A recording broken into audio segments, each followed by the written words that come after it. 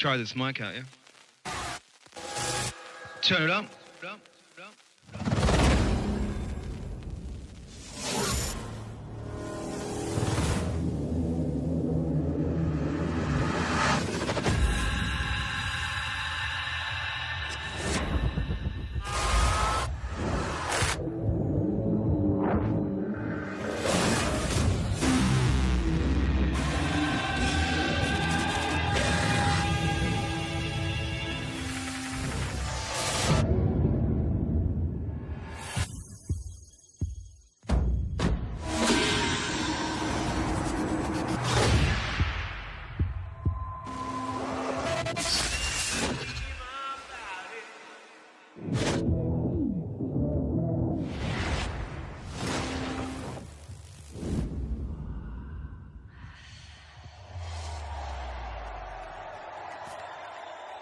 Michael Hutchence was the next king of rock and roll.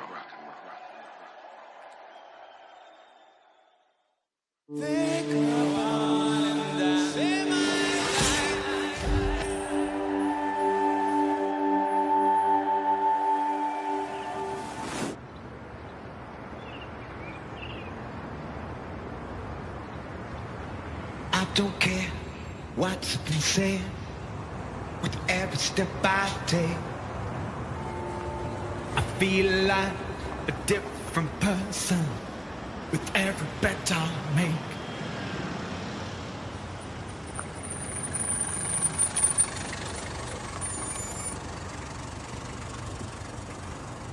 Is this the face of freedom I got in my hands? Gotta get some harm. Dripping through my plans. Sammy God, she knows I need her. Send the devil away. Sammy God, she knows I need her. Zip click, tear away. Ha!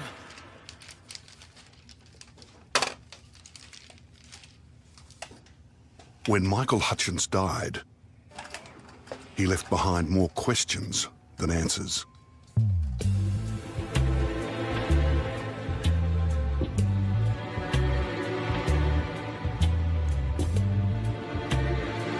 But he also left clues.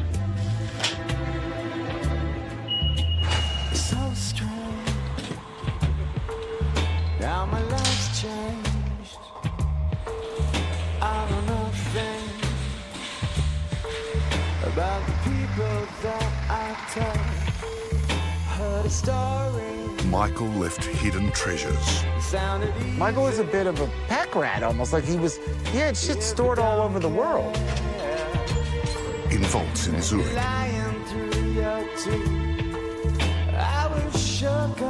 In bunkers in London.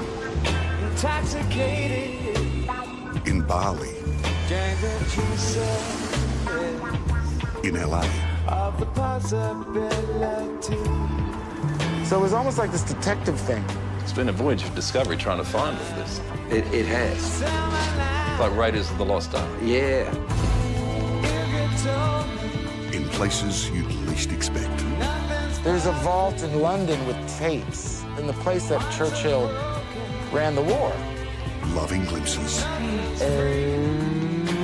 Tiger! Oh, tiger. Here's mommy. Busy. And revelations. He was actively having fertility treatment in the UK with Paula. Locked away for 20 years. These, we believe, are the last lyrics that he was writing. Yep, on yellow paper. They was left in his hotel room. He was writing right up until that evening. His last message. Sick of the dogs and down the window. Seems quite clear. Seems, completely aware. You could say it's almost a suicide note. Who else has seen this? His diary. And I've held on to it for Tiger for many years. His innermost thoughts. As long as I feel like I got my ear on the street, I'm not just, living in a vacuum or something. Once I feel like that's happening, then I'm out of here. And the missing songs. Michael's brilliant final gift. A batch of songs fell between the cracks. The only place for him to be completely free was in the music.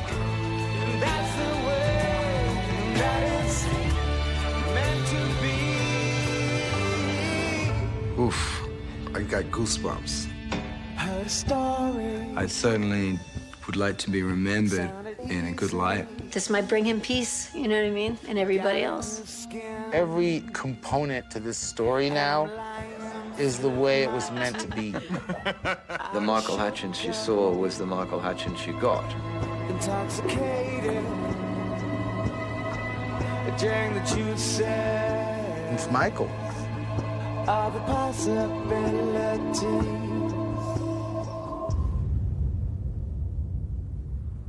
All the possibilities.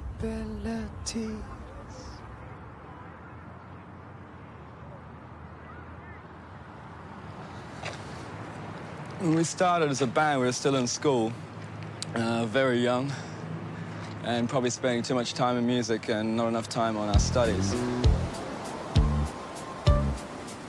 As far as influences are concerned for songwriting, lyrics, and things like that, Sydney's the kind of place where I sort of end up writing love songs, as you can see. And Melbourne, down below us, is more artistic, dark and sleazy, so a different feel altogether. I need you now. I want you back. I can't go on.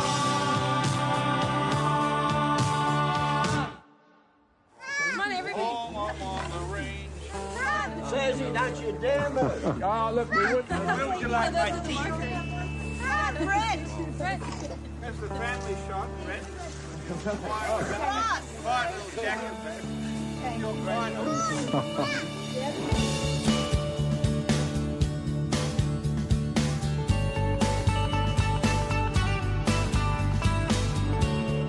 Michael Kelland Hutchence was never going to be an ordinary man.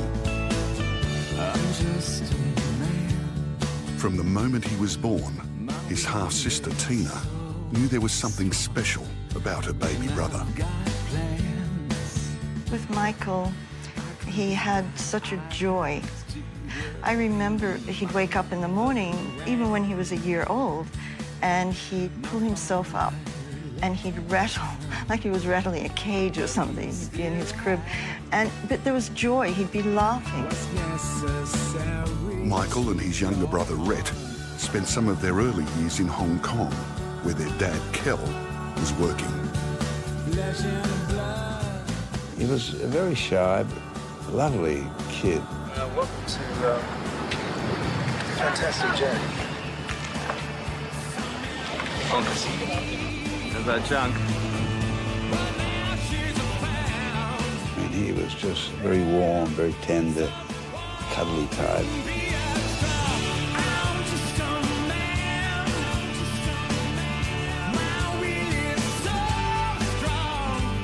He was a very gentle boy. And when we moved to Hong Kong, I suppose that started to bring him out of his shell a little bit. I noticed he loved writing poetry.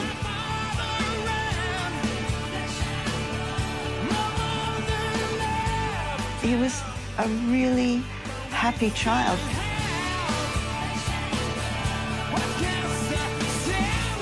And he was a happy adult.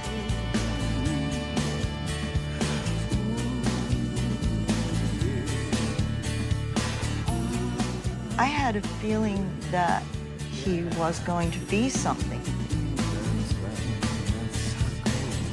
I mean, the first time I actually saw him perform live, we went into this dingy place. It was a big, big room and lots of beer flowing. I went back to see the boys, and there was a pot smell about it. I just thought it was funny. And then I was kind of worried because I thought, this looks like kind of a tough crowd out there. And Michael's kind of quiet. What is going to happen? I was really concerned.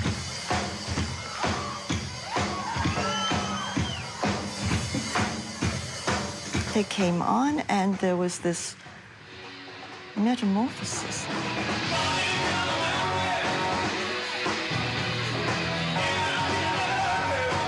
My quiet, spoken brother became this person on the stage that it just blew me away.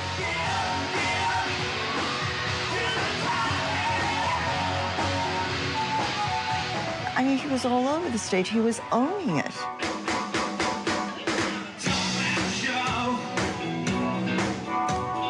He never wore contact lenses on stage because the thing he would pick out in the audience was the two people go yawning about it, and that was the thing. So he didn't want to see what the audience were reacting to. He could only see the first 3 rows. Michael was blind as a bat, so, you know, he couldn't really see the crowd.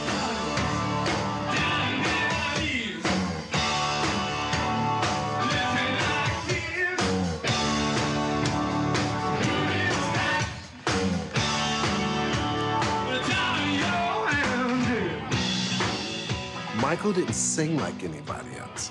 He didn't sound like anybody else. So it wasn't like you would listen to him sing and say, oh, he was influenced by so-and-so. Michael's voice was Michael's voice. Don't ask me what you know is true. Don't have to tell you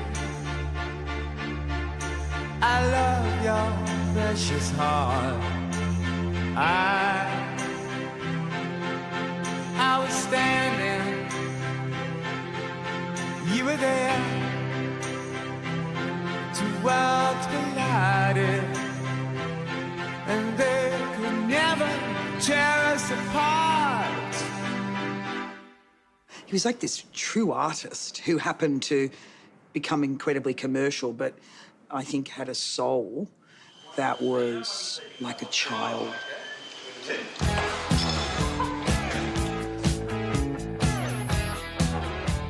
Peter Wilson, who would later star in the TV series La Femme Nikita, was an up-and-coming actress when she met Michael on an early In Excess video shoot.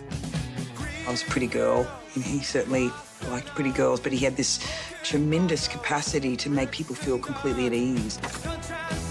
They became lifelong friends.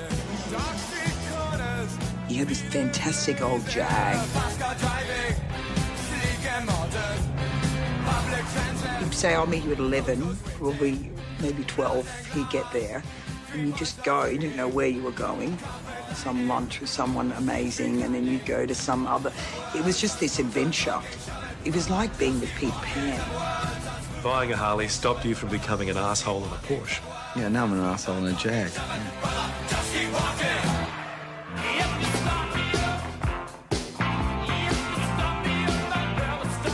When Mick Jagger came to Australia in the early 80s, it was Peter who introduced him to Michael. She'd modelled with Mick's girlfriend, Jerry Hall, and knew him well. I said to Mick, I said, have you been to see In Excess? He says, no. I said, would you like to come and see them? Would you like to come and see us? It's a real treat. And he came.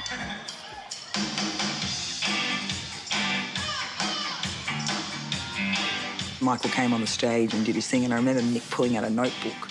I said, what are you doing? He says, I'm taking notes. I said, darling, he's doing you. He's doing you. He says, well, he's doing me a lot better than I do.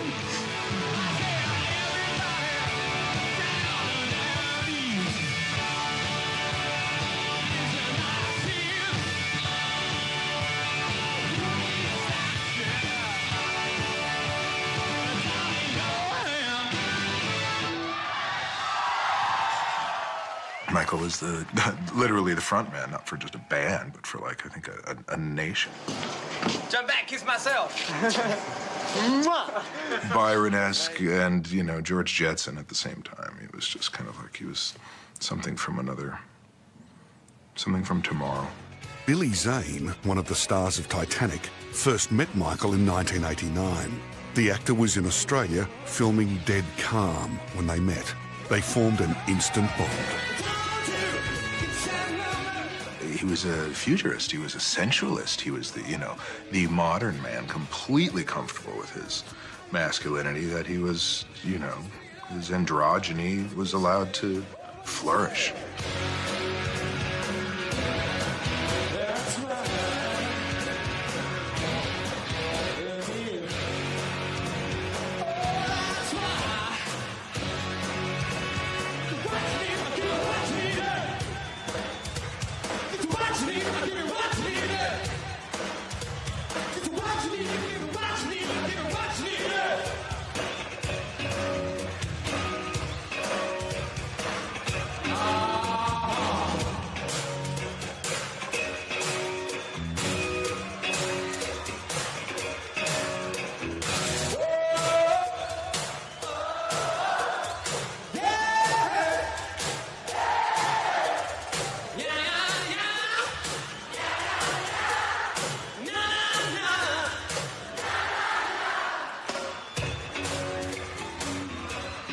He was probably one of the most sensual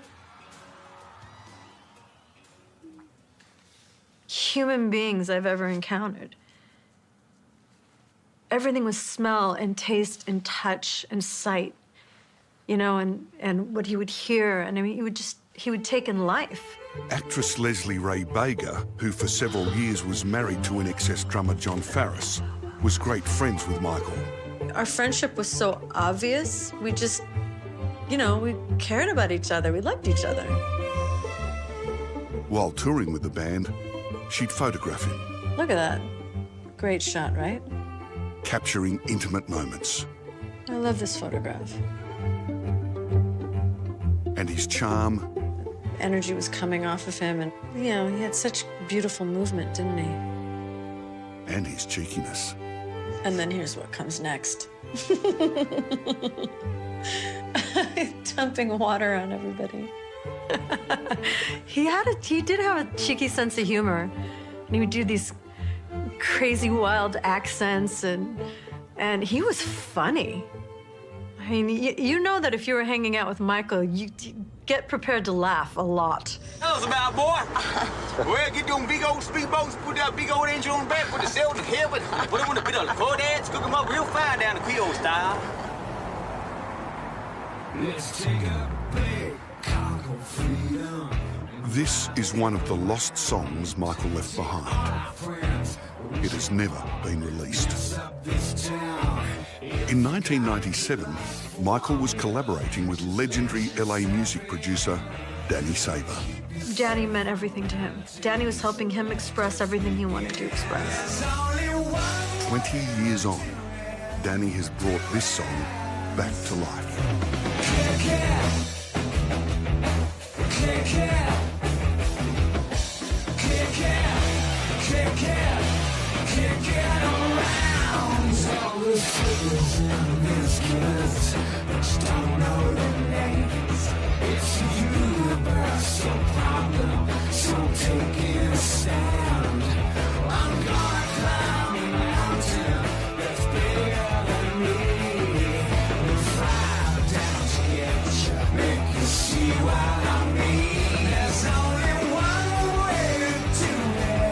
Tonight is its world premiere.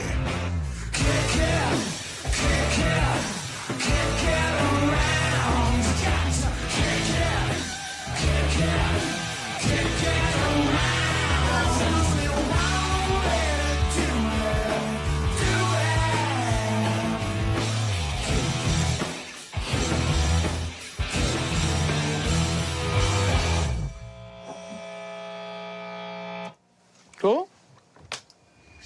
Definitely good.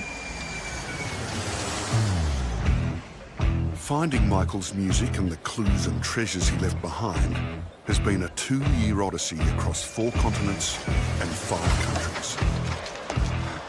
Good evening.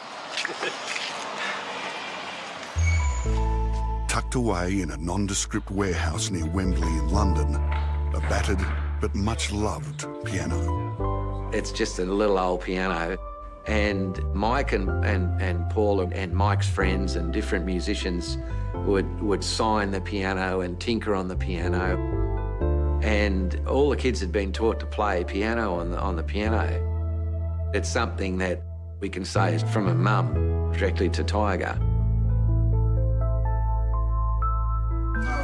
How about that?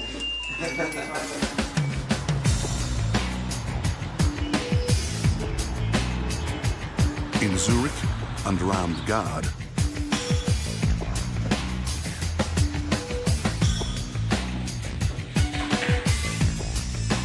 the art Michael collected.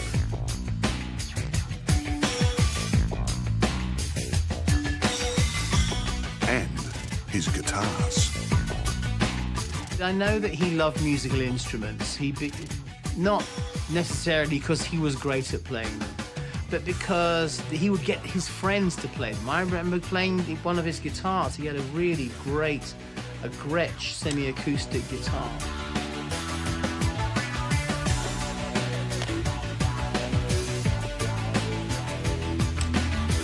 And we were just messing around with, he had a microphone and I was playing through an amp, and we just about managed to get Voodoo Child happening live in the living room.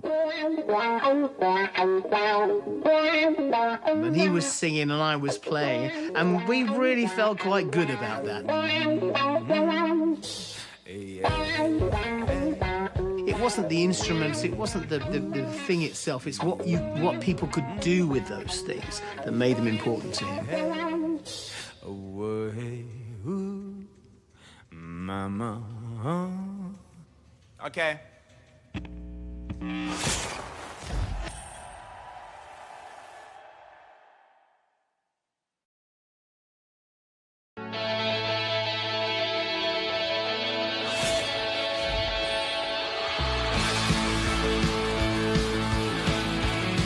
Rock did become a youth culture, and it became a kind of physical culture as well, very much a physical culture.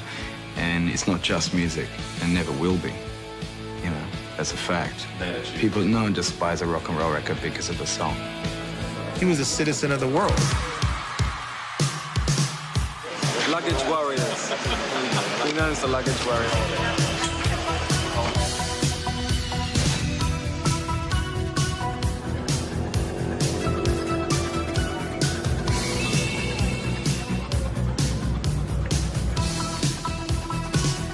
Michael and I met in Hong Kong in 1986. I was working with another Australian barrister who had previously acted for In Excess in Sydney. Yeah. Have a night out? We had many nights out, many nights out. That meeting was the start of an unbreakable friendship. But the rock star and the lawyer were more than mates. Such was their bond, Michael wanted Colin Diamond to be the guardian of his daughter, Tiger Lily, if he and her mother, Paula, were ever to die. It's like reliving the whole memory again, Mark. It's shocking. Hits to the heart. Colin was one of the executors of Michael's estate. He's never spoken publicly. Michael was an intriguing chap. He was extremely well-read and a real enigma for a rock star. Did he have an ego? Had a huge ego. Michael had a huge ego.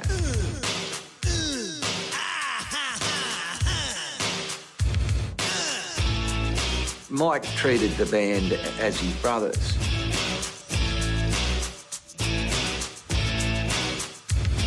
See the sound, it crashes in all around. In Excess was his family. Gary and Kim and John and Andrew and Kurt were Mike's brothers. Make us love each other. Have to realize our own future comes in the sky. And of course, most of his exceptional work occurred when he combined with Andrew Farris.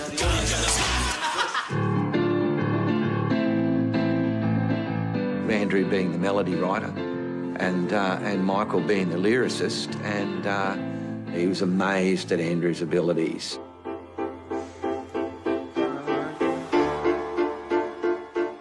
Sometimes I carry around a little dictaphone, so I can sing melodies and things like that, especially when Andrew and I are writing. All bells and okay.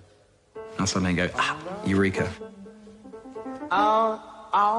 When I met Michael and I realised how, how clever he was, and you know, and very good at articulating thoughts, ideas, you know, and clever with a lyric in a short space of time. I thought, why don't you do it? And also, you're singing it, so you'll you know, you'll feel empowered to deliver it on a stage because you'll know what to sing because you'll feel it. You own the song. Oh, there's a mystic. Streets are blue.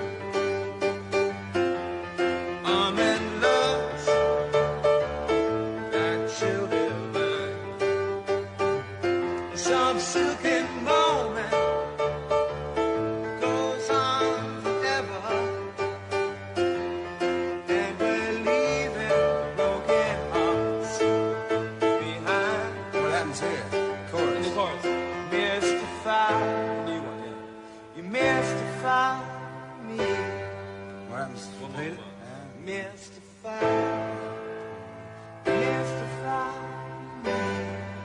Great part for the ending. Would he have been as big without In Excess? And could In Excess have made it without Michael?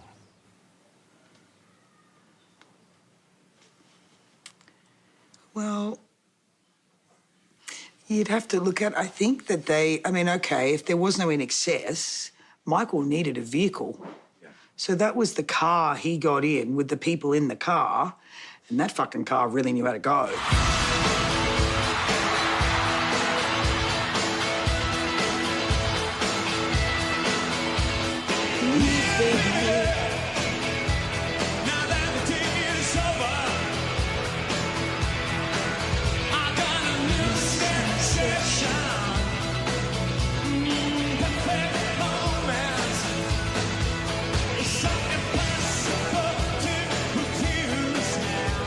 Wembley Stadium was a good one. Thank God.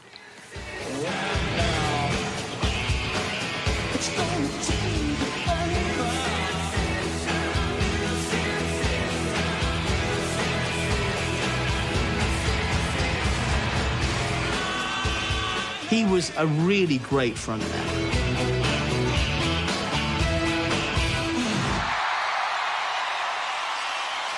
He knew how to hold a crowd, how to take them somewhere else, and then suddenly how to punch them and make them and shock them. Hello, London! Is that what you say? Is it hello, England? Looks like England's out there. Fucking hell. The night I saw him, he had on black and white stretch pants. He was kicking ass and the girls were screaming and I was like, look at this cat go. Oh, he was a bad dude.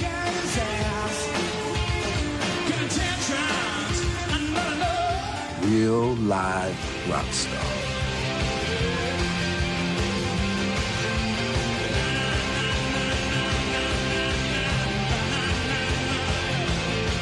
He was sort of the end of that generation of you actually had to be able to play fucking music and actually sing in tune.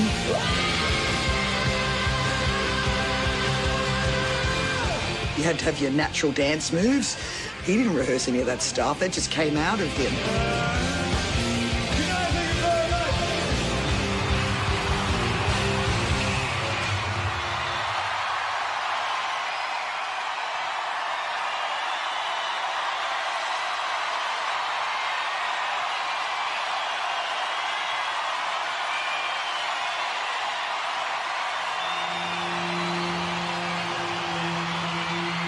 And then when the shows would finish, he'd want to keep it going.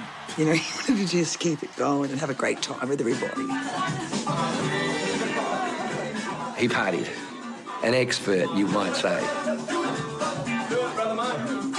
Michael spent $1.10 in every dollar he made. On the table, babe! He was always the man that jumped up and threw his credit card across the table and paid for the night out. Were you ever taken back by the credit card bills? Oh, some of them were shocking, to say the least, you know. Well, I saw a bill came through for $48,000 for a couple of days in New Orleans, and he did tell me what it was for, and he had a good time. He enjoyed himself. Yeah. Can you tell me? No, I couldn't break the confidence that Michael given in me, but he definitely enjoyed himself. Welcome to the strangest party, baby. It's not another kiddo's coach. Jesus, fans, they fucking can't help themselves, can they? Michael's one of those few people that to get high with was it wasn't depressing.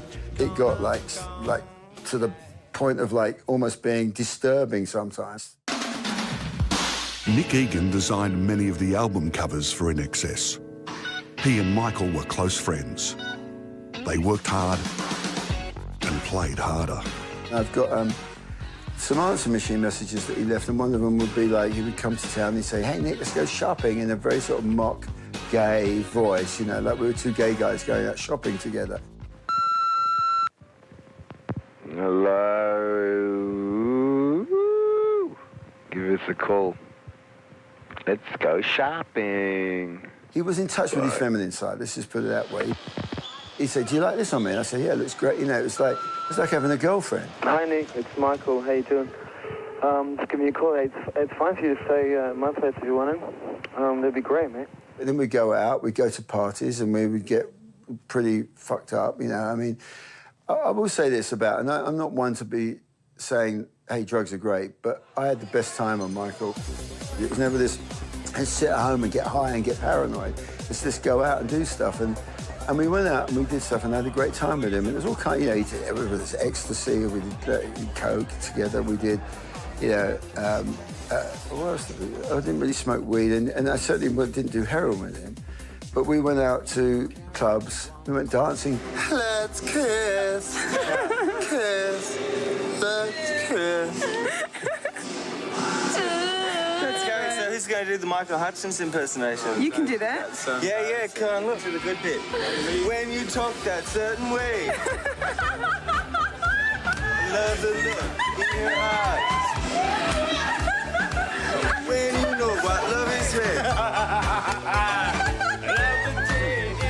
Michael's substance abuse was always done in the most sort of up kind of let's have fun, like it should be, really.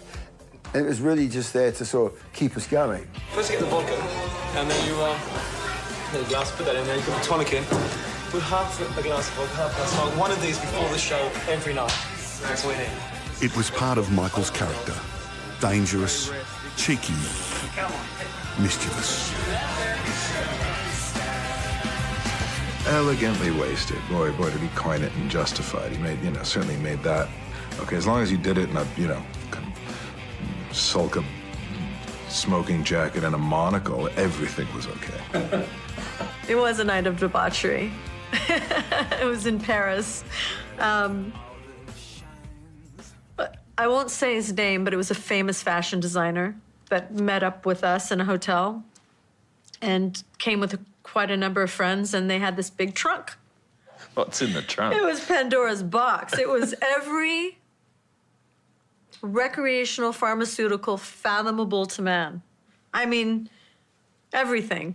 Flash forward to a couple hours later, and we get a call from the hotel saying, you know, you're going to have to evacuate your room. The embassy's next door, and there's a terrorist on the roof dressed in black.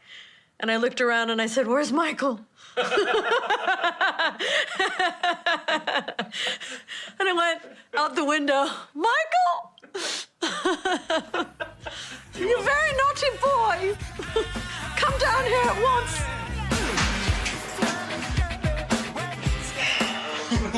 Hey, another day, another dollar. What can I say? It was fun.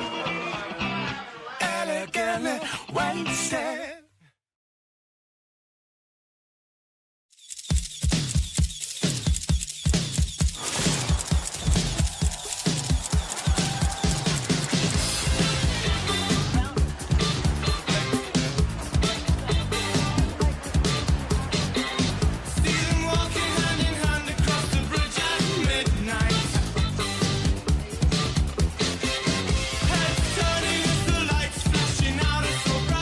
I'm the lead singer of Duran Duran. We had a massive female following in the 80s and into the 90s.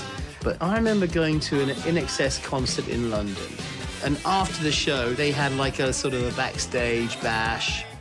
And the women in there were incredible. And They were just interested in Michael. I mean, he had an incredible sexual charisma. And it was extraordinary how eclipsed you could feel when you were around him. These are friends from Japan. How would he flirt? He'd flirt like their girlfriend. He'd be like their confidant. That was so interesting. You know, he was the girl in the bunk bed at the sleepover who's, you know, beckoning you upstairs to tell you secrets. I mean, I could talk to him like he was my girlfriend. It was something so altogether fabulously, you know, inappropriate and right on mark. It was just like, you know, it was like, what the hell is this? You know, it was great.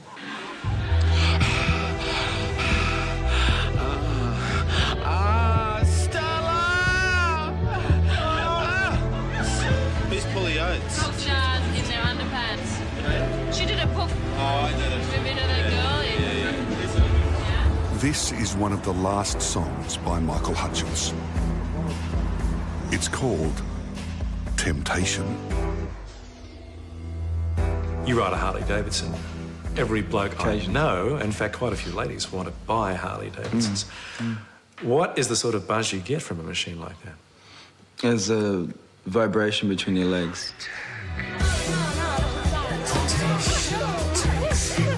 I watched him seducing women. He was the master of that.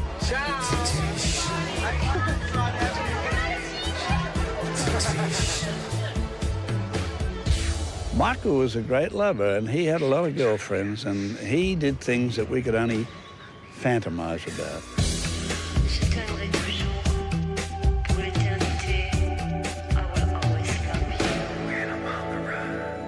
Love to be in love.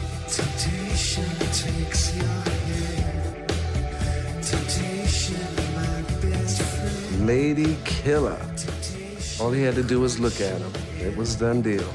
Is it true that you've never been dumped by a girl? Is that true? No. Ooh, I think I was when I was about 6, and that's the problem.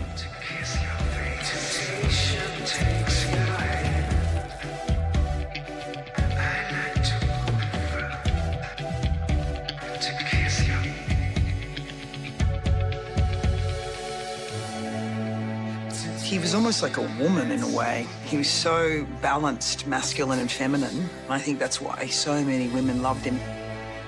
He had a way about him that was very feminine and feline. Sexy, androgynous serpentine, the way he moved.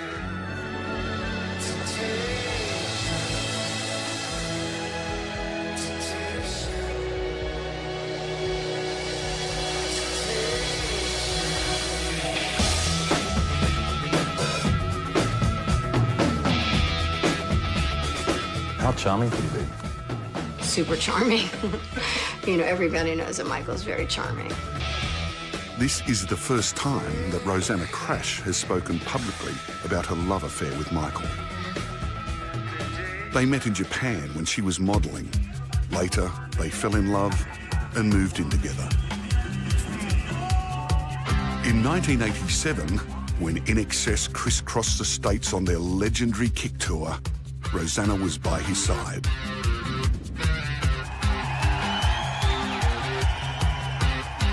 We had a lot of fun times, a lot of champagne, you know, a lot of fans going crazy. Look at them go, look at them kick. Makes you wonder how the other half live. Rosanna would often play saint to Michael's devil. If we stayed up all night somewhere, like, I'm the one who would make sure that we got to the next place. Such a ham, Mark. Basically, I felt like I was there to protect him and help him. Why did you feel you had to protect him? Because I don't think that Michael could protect himself. I just think he needed, like, support more than he got from people. In what way? They were using him? Just taking advantage of him, I would say. They were together for 3 years. Nothing bad to say about him. He was a great boyfriend. He's bad at breaking up, but he was a good boyfriend. Yeah. How was he bad at breaking up? Well, you know, he'll love you to the bitter end and then gone and you don't even, that's it. You know what I mean? But not tell you that, you know? Like, oh, I'm gonna see you. And then get a call, like, you know, after the flights arrive to where you're living together and tell you we're not together anymore. And go like, wow, really? You know? Nicola, you never answer the phone. Can't believe it. Anyway, it's me, Kylie. So we were thinking of having lunch, so call Michael and he'll organise it. But I really must speak to you today. So I'll speak to you later on. Bye. After Michael left Rosanna Crash, he began dating Kylie Minogue, whose reputation until then had been squeaky clean. And she'd had enough of that. Suddenly she doesn't want that clean-cut image anymore. She wants to get out and have a good time. And so what better way than to get in bed with Australia's most outrageous rock star? I mean, that, you know, if you're going to do something, you might as well do it properly. And that certainly was, you know, in for a penny, in for a pound. You chuck Jason Donovan out and you bring in Michael Hutchence and talk about chalk and cheese. This was a bit of a shock thing, you know, from Jason Donovan to Michael Hutchence. I think people are going to be a bit shocked. I was 21 years old, and we collided at that time. He definitely corrupted her. I found this new confidence, and I was just very eager to explore that. And also, I can look back on it and think that it was rebelling in a kind of childish way against everything that I had been made to do before. I mean, he was uber famous. He's an icon already, and he believed in me. And it was a time when so many people didn't. It's getting me very emotional. I love him. I still love him. It's hard for me. I mean, I have things from him, and I see them sometimes, and I sometimes have to put them away. I don't, you know, it took me a long time to listen to his music again, you know. I still have dreams about him. It was like a big part of my life at that time, you know, and for him to be gone, I don't know, just, you know, it hurts.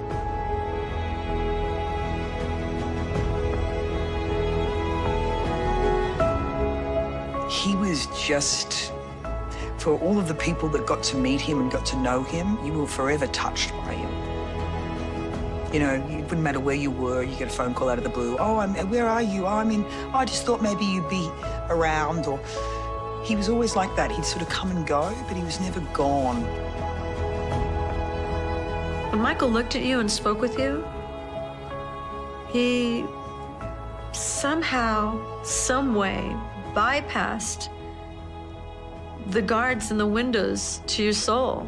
He just would get in.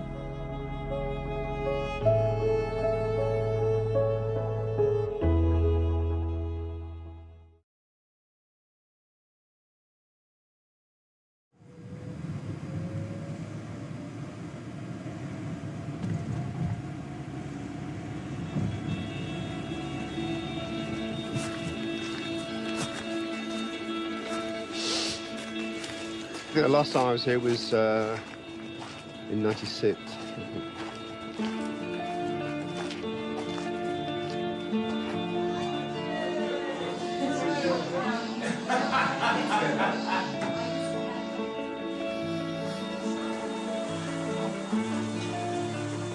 You make some friends in your life.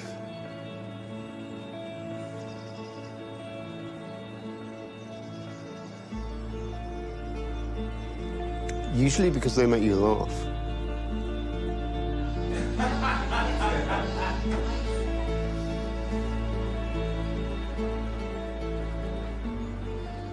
And we were very good at making each other laugh. In the early 90s, Michael Hutchence was searching for new music. Music he could write and record independently of INXS.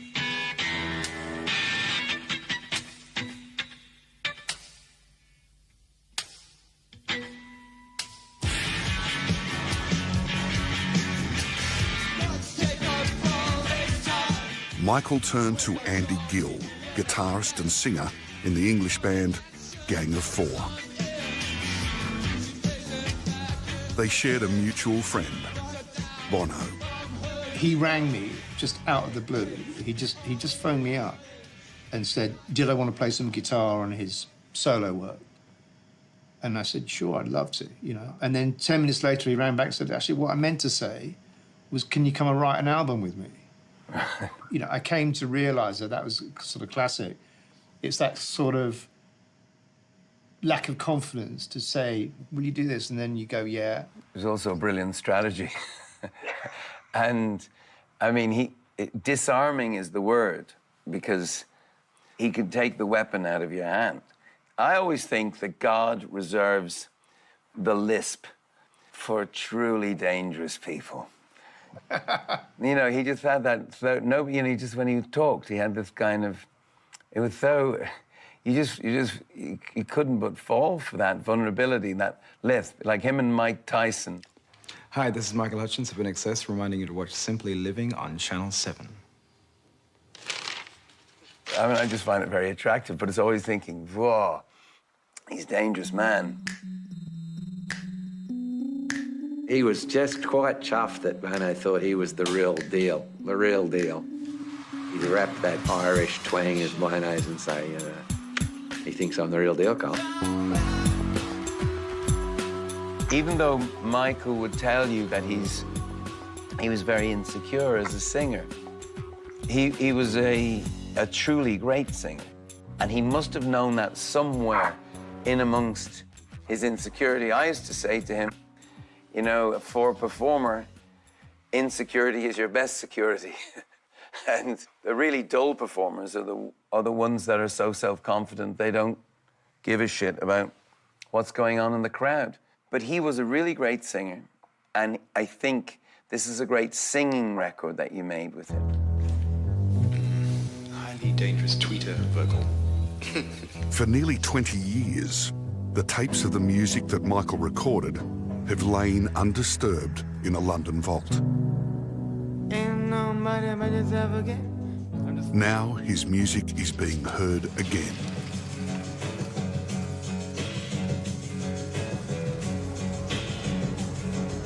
Stored in London, much of it made in France at Michael's villa.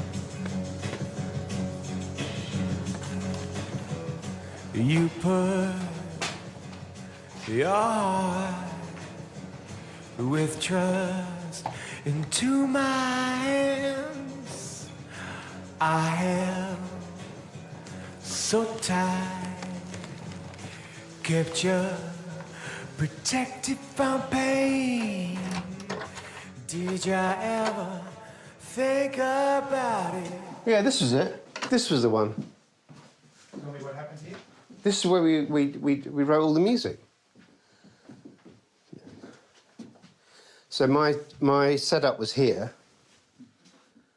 Computer, keyboard, and Michael would just sit on the bed singing.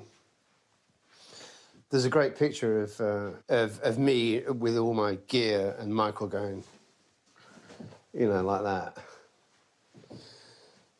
You know, I just record everything he did.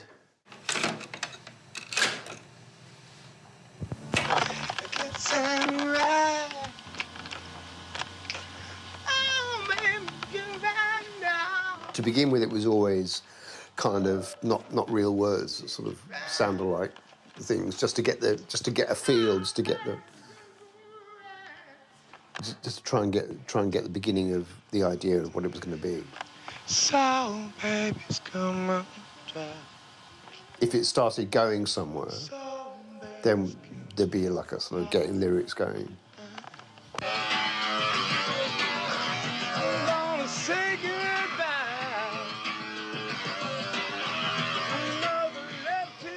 Back then, I remember calling him up, and he was working on some solo stuff. I said, "You all right, mate? You know, are you okay?" Because this stuff looks pretty crazy to me, you know. Nothing left to say. Nothing left to do. Was he tricky to record? It was easy. I mean, the only times sometimes I over-directed and, you know, it's like, oh, no, Michael, you've got to hit it. You know, no, you've got to go softer on that. And he's, Andy, fuck off. Let me get on with it.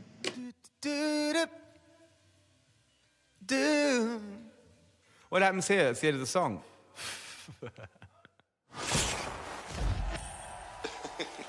I love it.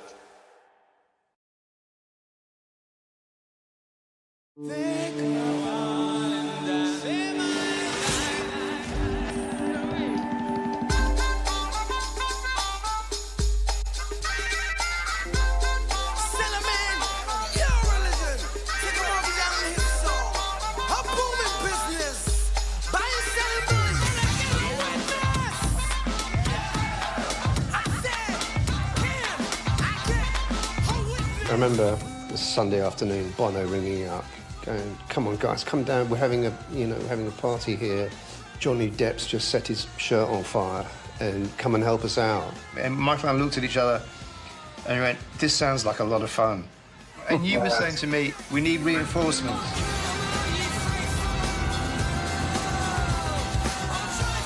Down in our place, with Edge and myself's places, he'd climb over the gates. He'd just arrive. And, you know, midnight, and say, you know, anything going on?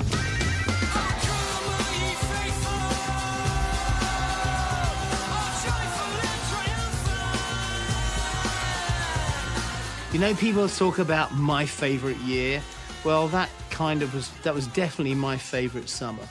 I mean, it was really good fun. It was a little bit naughty. We did quite a few naughty things. We were absolutely plastered for half the time. He liked having fun, he liked girls, he liked drugs, he liked partying, pretty much all the things that I liked as well. And we didn't compete with each other. And that was the most important part of it, was that I didn't feel that I had to compete with Michael Hutchence, and I don't think he felt that he had to compete with Simon Le Bon. You know, it was we were just on a level with each other, and we became mates. Michael's French villa was his retreat. Many a family Christmas was spent here. Love you guys.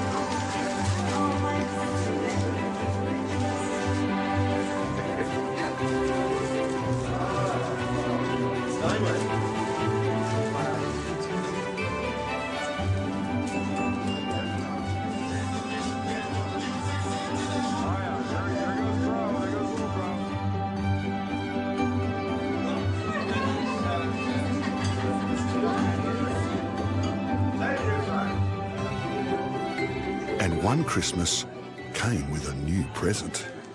And then Michael skipped from bloody Kylie, and next minute turning up with one of the biggest supermodels in the world.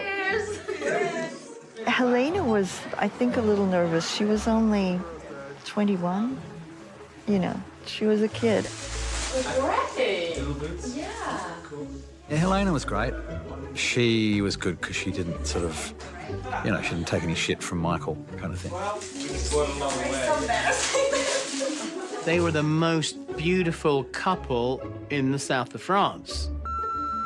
Well, what can we say? Michael and I are having a groovy time with the French people on a Friday night, and that's it, I guess. And don't wake us up too early, okay? Bye. In summer, as Michael and Andy worked in the room above the pool, down below, Helena would work on her tan, wearing even less than this. Helena would pop round, get her kit off and have a bit of a sunbathe. So obviously I would, you know, not look. My favourite memories of him out of France, if you stayed up late enough, Michael would strip naked and be in the pool and then serve you breakfast.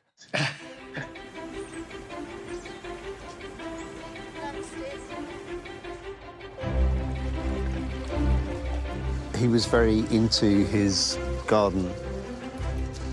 The olive trees were his pride and joy, I think. And he was getting the olives, having them pressed and bottled, and Helena was making labels for them. It's things that you don't think of them doing, right? That's why they like to do them. And they did really ordinary things together, you know, like they'd go shopping to the market and they'd find great food and then they'd take it back to the house and they'd cook together. I mean, he really loved cooking. He loved cooking. Prawns on the barbie. Nighttime brought new adventures. One night, Michael arrived home with the boys. They'd all been out to all the nightclubs in Nice. And everybody else had gone to bed, but Michael was up and he couldn't sleep. So he woke me up and he said, "I've got an idea. Let's go see Grass." Well, it was 3 in the morning. The sun is not even beginning to come up, Wayne. Grasse is a nearby town, famous throughout France for its perfume and flowers. There's Tina. And we were driving on our way to Grasse, and he stopped on the side of the road, got out, and I followed him. ABS, wins again. Thank you. And he said, "That place down there is where they make the perfumes." This is where they grow all the flowers for all the perfume in the world. Grass. Here, right here. Right here. Lavender, like my house. The lavender I showed you, all right here. And he started to tell me this story. The story Michael began telling was of the fictional 18th century serial killer known as the French perfumer. He is the greatest perfumer in all of the world. And then one day he's standing there and he goes, he smells the smell. It smells like peaches and it smells like girl, but it smells like something he has no idea of. He's catalogued every single scent, 1 million scents. And he follows the smell across the left bank onto the right bank in Paris. Comes to a window. It's a young virgin girl, about 14 or 15, eating peaches. He looks at her. He has never smelled anything like her. And so he goes to the window and he grabs her and kills her while he's smelling her. Oh. And she dies. I would say, "Oh, really?" Well, he'd say, "Yeah." And then he goes about the task of making her into a perfume. He does it for 20 years. He makes 20 perfumes out of 20 virgins. Until he's the most notorious murderer in the world. He was so animated, but that's the way he was when he told stories. And they catch him, and they're going to behead him. He says, "I have one last wish. Give me my bag." And he put all the perfumes into one. And he goes, like this. The perfume comes out across Paris. The whole city turns into an orgy. And they fuck him to death and kill him. They tear him apart. No one indulged his senses and enjoyed being sensual more than Michael. And the tragedy was that at the age of 32, a random act of violence changed his life. He and Helena were walking through Copenhagen. They'd just picked up some takeaway, and Michael was walking across the street, and he wasn't moving fast enough for a cab driver. The guy got mad and came over and punched Michael, and he landed on the corner of a curb with the back of his head. He was knocked out. He hit the curb and his brain rotated inside his skull and it severed the nerves, the olfactory nerves. So he lost his sense of smell. He lost the sense of smell and taste, which was devastating to him. You can't even taste water. You can't smell a flower. It saddened him greatly. A sea urchin. It's delicious. How do you get it? Very carefully. Like most good things. Yeah, if you can't taste anything, it's almost what's the point? Everybody needs an oyster up there, don't they? The man who was all about taste and touching and smelling, and they had that taken away from him.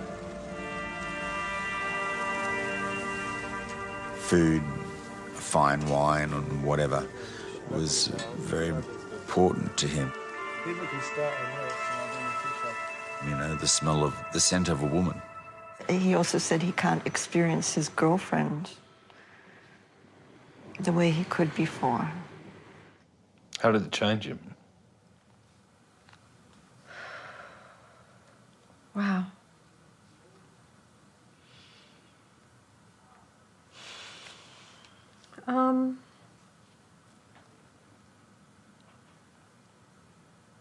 I think it injured a part of his life force. He did change. He became far more aggressive and more easily provoked to emotion. After the accident, the highs were lower and the lows were deeper. But he was managing it. He'd have his friends describe what a wine was tasting like. We'd get some wine, and he'd get me to describe what it was like. And I'd go, well, there's a bit of forest floor, touch of iodine, and there's maybe a tiny bit of pencil lead. You know, go, oh, yeah, I bet that's good, yeah. I think around that period too, we were noticing that our following was starting to sort of lessen. You know, it's just a natural thing. So I think he may have, more than any of us, struggled a little bit with that sort of thought that, gee, we're not the biggest band in the world anymore, sort of thing. As long as I feel like I got my ear on the street and I know what's going on and I'm not just, living in a vacuum or something, once I feel like that's happening, then I'm out of here. I don't want to take any space up. There's lots of great people coming up. They can take my slot. Yeah.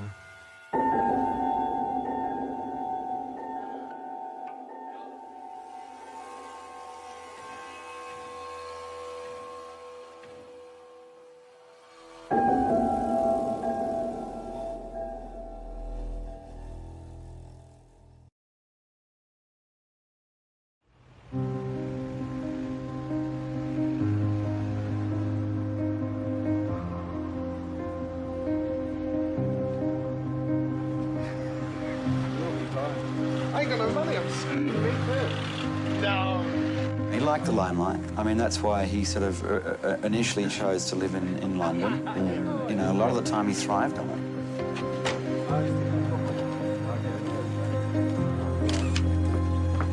But then it just, I guess, started to kind of backfire.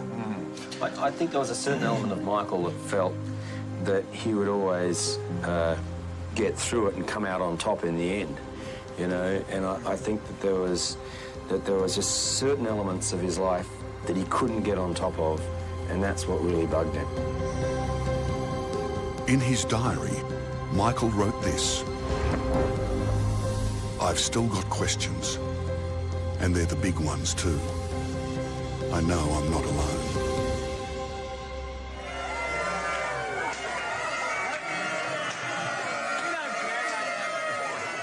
A kiss to celebrate New Year, but Michael and Helena's relationship was not to last.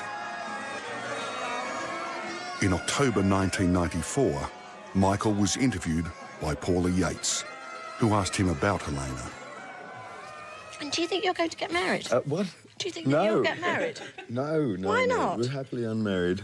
Are you? Why don't you fancy getting married I then? didn't, because everyone wants us to get married. I don't. I know, except for you. Oh, it's a terrible, terrible idea. Terrible idea. She's got to know. Soon after, they began an affair. At the time, Paula was married to Irish rock star Bob Geldof, with whom she'd had 3 daughters. Now, Paula has been a fan of yours for a long time, hasn't she, Michael? I think she has, actually, yes. Even while she was married to someone else, was she a fan of yours? Yeah. Oh, if you've ever seen The Tube, in my first interview on The Tube. And what happened? Were you all flirting outrageously with each other? Inevitable way actually happened, actually. It's inevitable.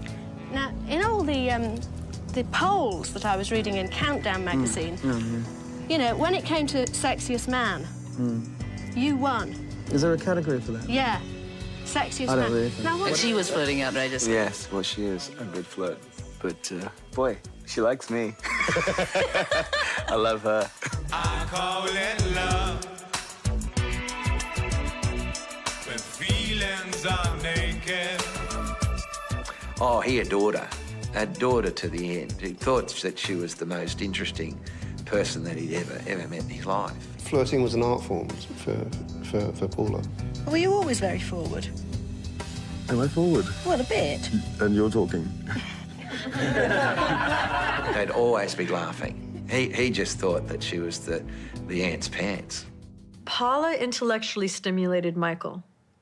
She challenged him intellectually and just psychologically in a lot of ways. I think she really gave him a run for his money. To be honest, I thought the rest of the world, including Australia, lost a little respect for Michael when he went with Kylie, because Kylie was a bit of a joke. But then when he went with Helena, it went back up again. But then with Paula, it was so in the media. Michael was shocked when he got a backlash on it. He couldn't believe it. He was terrorised, absolutely terrorised by the media. Imagine you're having dinner with somebody and the entire conversation has been taped. He and Paula were in a restaurant somewhere in quite a full dining room, and at some point he realised that everybody else in there was a journalist. They've paid off the hotel to not have music. I kept on saying, why is there no music? And they're taping it, and then as you get up, people start coming at you, and like ghouls.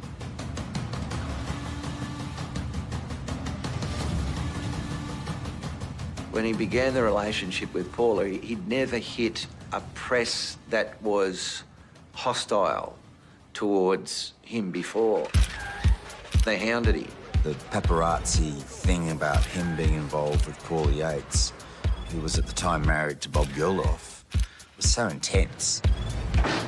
Opening up the front door in Redburn Street and having hundreds of photographers. See you later, baby.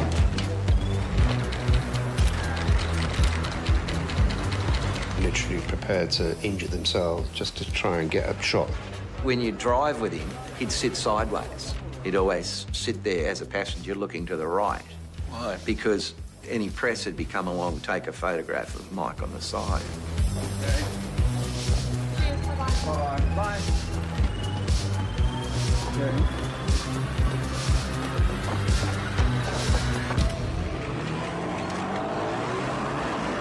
They made Michael and Paula's life hell. They really did. Think they got the picture, but they don't really know. With standing on the rooftop, I think he did feel under attack. Maybe he was a little bit paranoid, but he felt everybody was kind of going for it.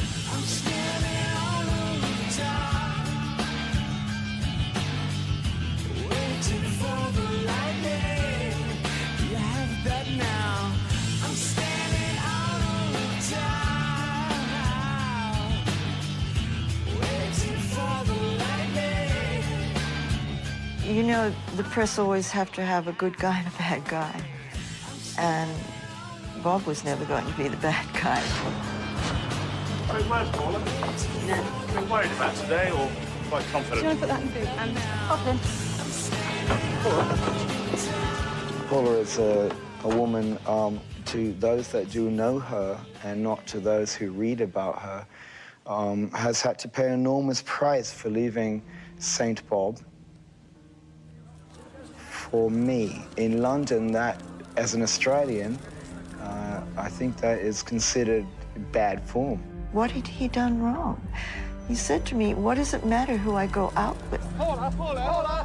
You know, I've seen the photographers at a distance push Pixie, who's 6 years old, over to make her cry and take a photograph and then print a front page headline, Life with Paula and Michael for Pixie.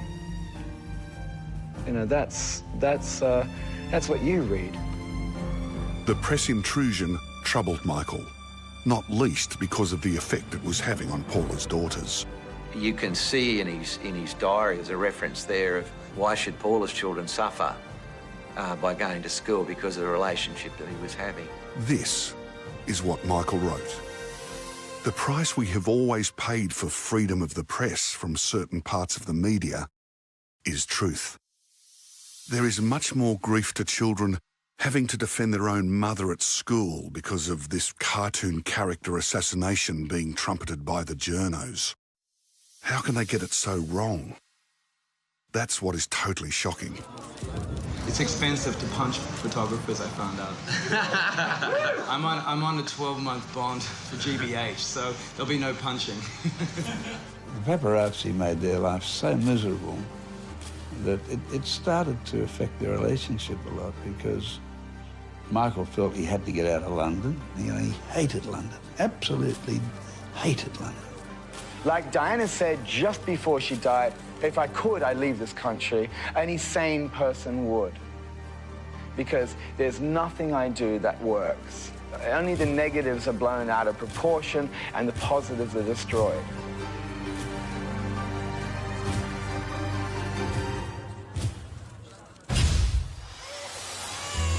Heavenly, Hirani, and Tiger Lily. She was a real gift from God. I mean, it's fantastic. I'm on cloud nine, you know? What can I say?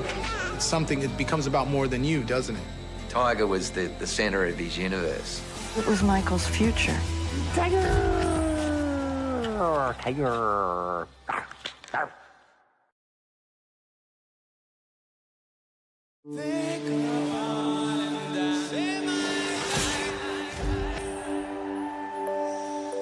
Do you feel that the time's approaching for you and you'd like to be a dad?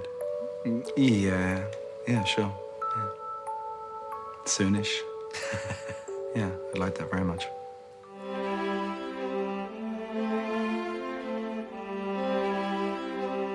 On the 22nd of July 1996, Michael became a father. He was so, just so happy to have a baby girl and so happy to be. But I just think that, I don't know that he knew how to do it all.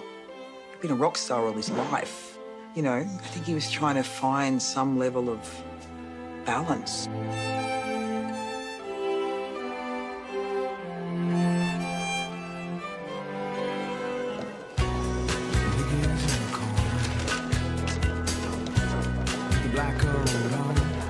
She's extremely happy, Michael's extremely happy, the baby's really well.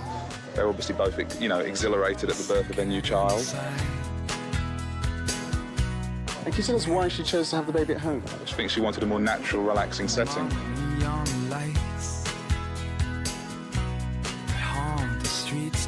Have they chosen a name for the baby yet?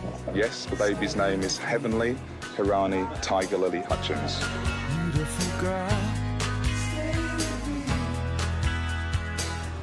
And how is Michael feeling at this present moment? Exhilarated, as any new dad is. It's his first child and he's over the moon.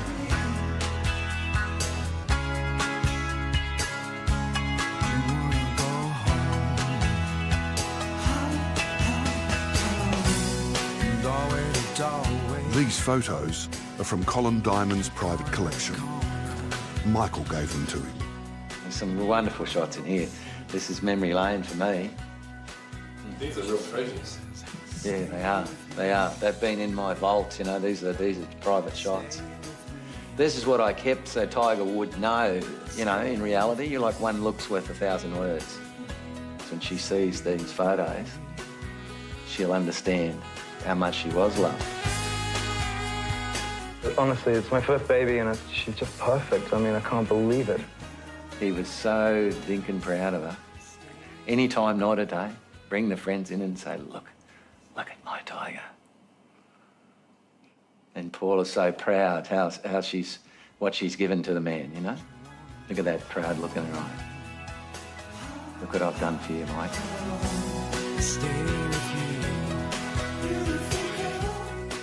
The first question he got asked is, now you've got a baby, is it going to change your life? And he even said, I don't believe in this doom and gloom thing of having a kid. He goes, the hours are the same.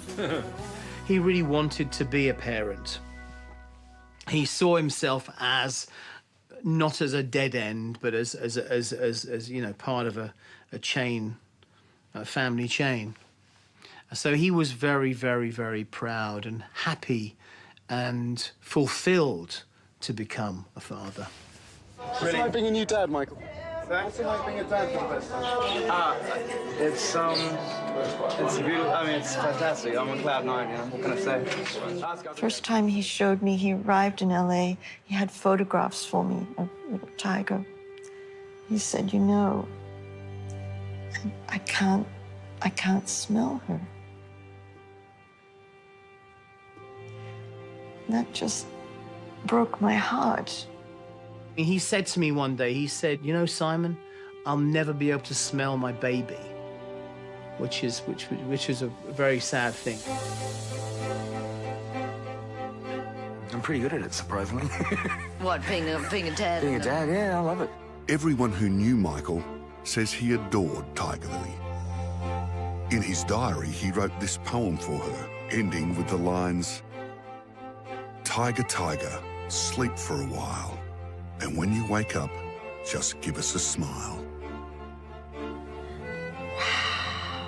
You see how much he loved her.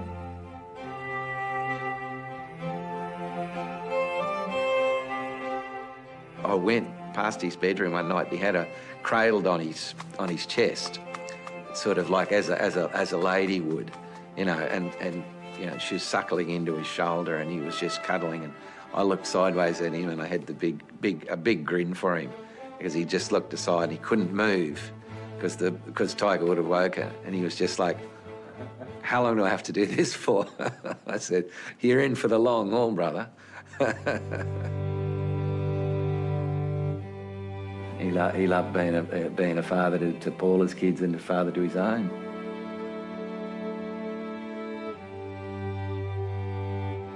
So look at this one here with little Peaches. God rest her soul.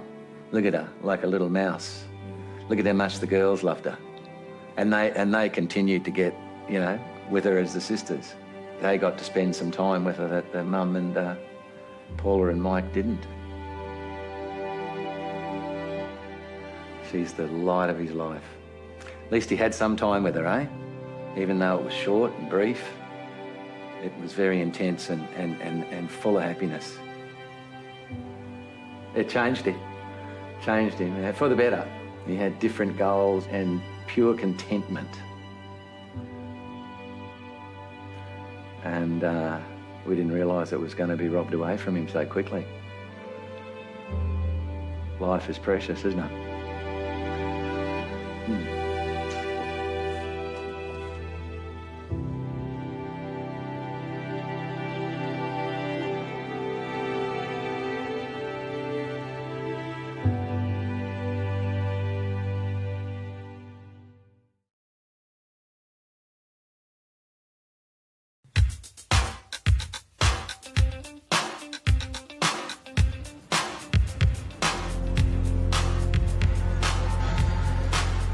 Some people have it. Whatever it is, they have it. And Michael had it. Segregate, mediate, alleviate, try not to hate. Love your mate, don't suffocate on your hate. Designate your lover's fate. One will say as human fate. The number 8, white back state. The shoot that I did in 1993, that shoot was, to this day, if you ask me what my top 5 favorite shoots are, that's in the top 5. He knew who he was, and he was comfortable in it. You can see that in the photos. You can see when I'm asking him to do something, whether it's to take your shirt off. Like, George Michael would never do a picture of him taking his shirt off, but Michael would just do that. It would be like no big deal to him, and he was just confident.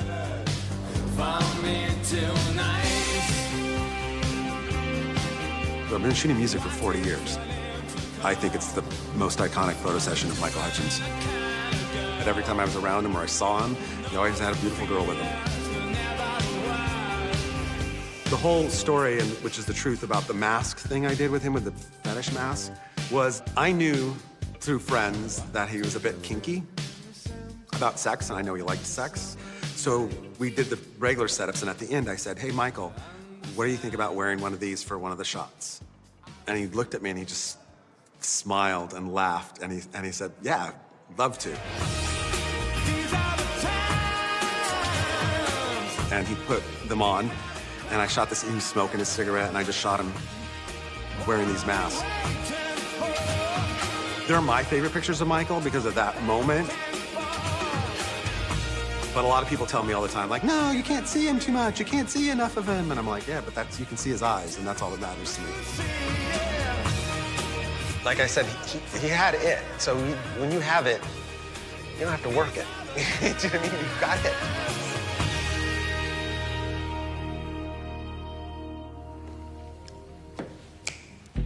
In the mid-90s, the pressures piling up on Michael coincided with the dip in popularity of In Excess. At the 1996 Brit Awards, he was humiliated by people he thought were his friends. Michael was giving an award to Oasis. And the winner is the best video, Oasis Wonderwall.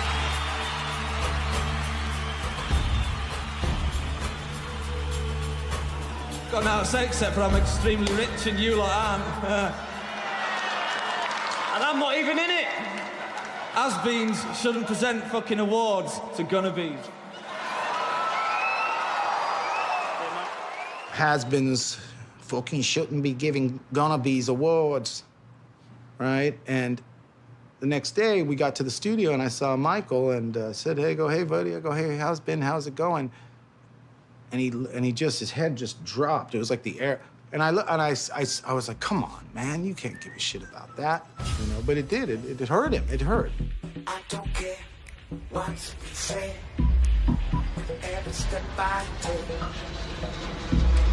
I feel like a different person with every breath I make. Mike, I think, was also frustrated by what he felt was the slow demise of the band.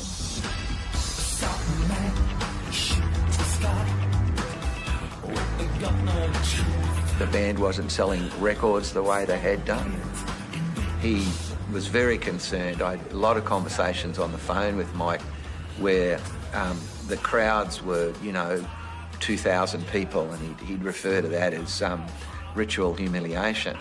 We all have our wilderness years, whether it's drugs, alcohol, lack of fame, whatever.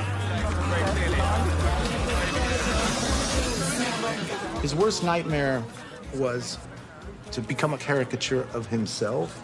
And because of all the stuff that was happening in the press, he was becoming more famous for being famous. Thanks, Michael. And people were losing sight of why he was famous in the first place. And that's what the music he was working on outside of In Excess was really what I think he was striving for. Zip, click, tear away. Ha! You got too much friction. He wanted to move on from In Excess. And he was trying to figure out who the fuck he was. He was discovering his own sound. He was growing as an artist. You got nothing to prove. But he couldn't get through to the band. That's when we lost him.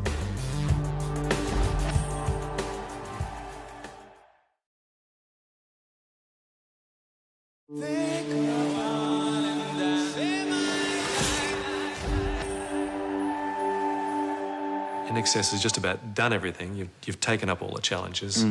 What's left to keep you in the band? Exactly. See ya.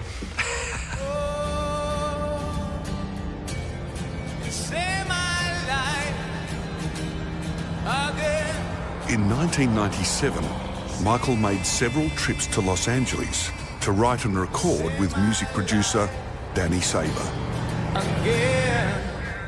He never wanted to be disloyal to In Excess, but Michael did want to be true to himself and create music he considered his own. Won't look back again.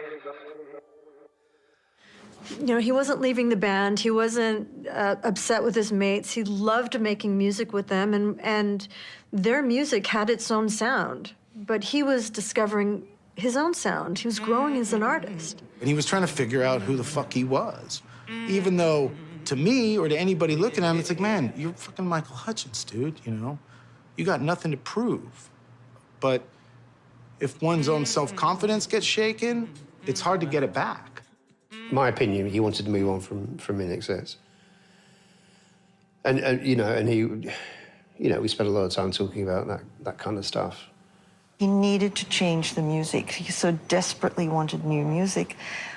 But he said to me, you know, and he said more than once, you know, the band are just happy to sit on their farms in Australia. They don't want to hear new stuff. They don't want to move on from the 80s. And it was so troubling to him because he knew he would be irrelevant if he continued on that track.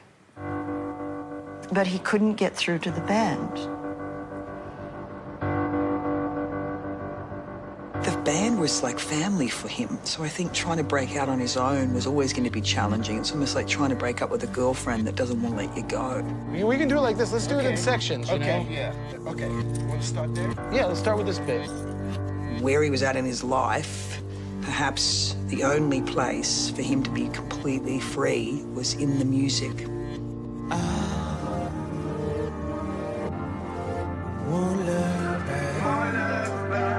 In that music and doing that record with Danny, his own voice. All these days are gone, so gone. Oh, you saved my life again. See, you saved my life again.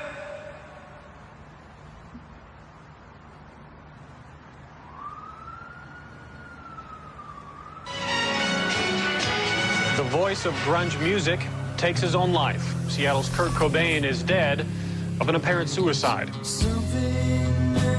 I remember getting a call from Michael.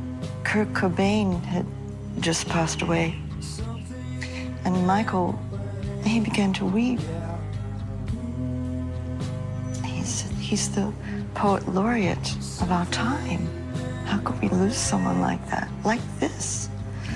He loved Cobain's music. It hit him hard because this is what he wanted to get to. I remember lying on a beach with him, and he was talking about Kurt Cobain.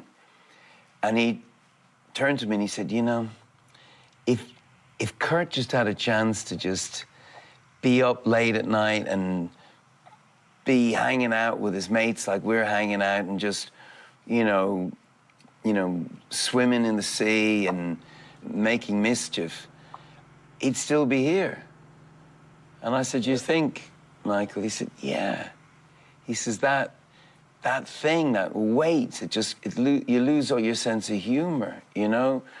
And Kurt was really funny, I think. And I said, well, I don't know. I don't know that about Kurt, but I know it about you. You're a funny fucker.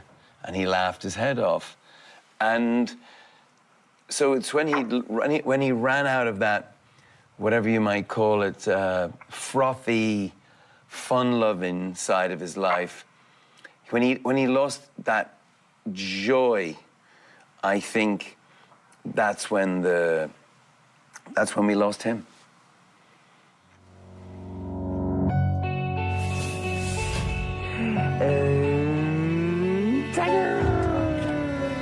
I think Tiger Lily was everything to Michael. He was heading home. That's where the conflict came. Now you have something that's so much more important than anything else in front of you. Wow. That was a bit exciting, wasn't it?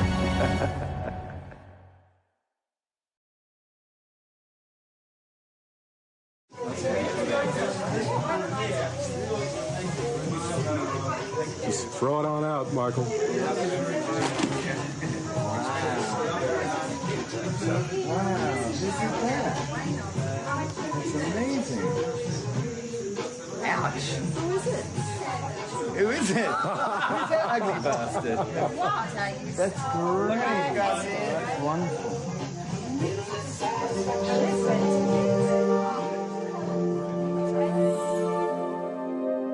Michael had it all. He was a great-looking guy.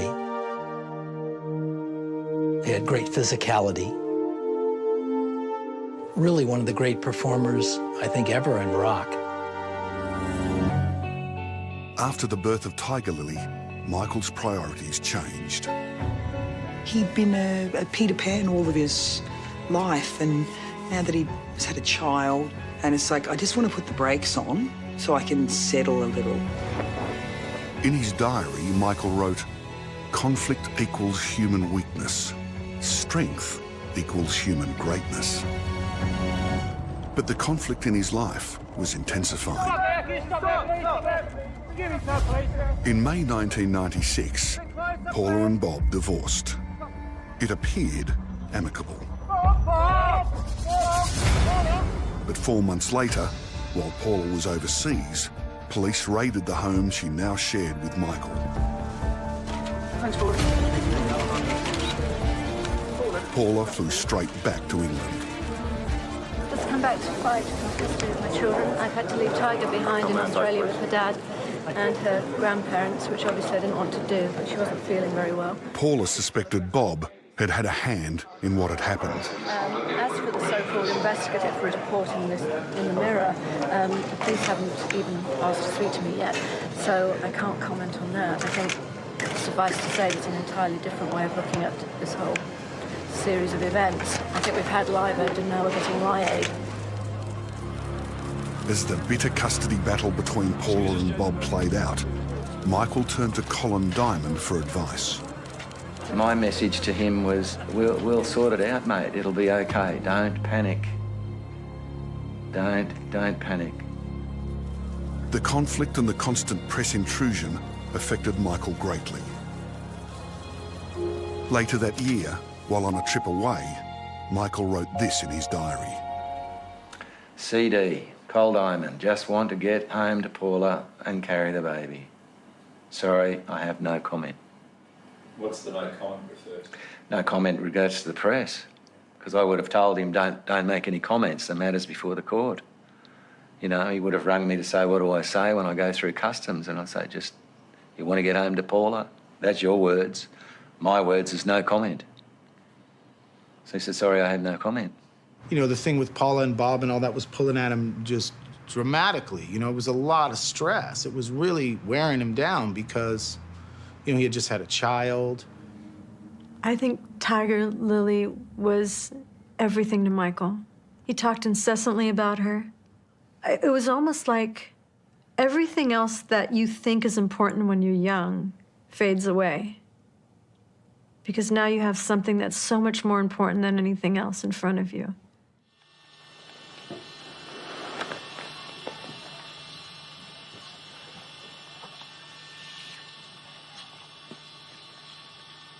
This is video that Michael shot. This is the first time it's been shown. What's that? Hey, sweetie. What you doing? What you doing? Huh? What's that? What you got there? Huh? Oh, what's that? It's a little book you got there, is it? Hello, darling. It was such a conundrum. It was a terrible problem. His child was living in a city that he was so uncomfortable in.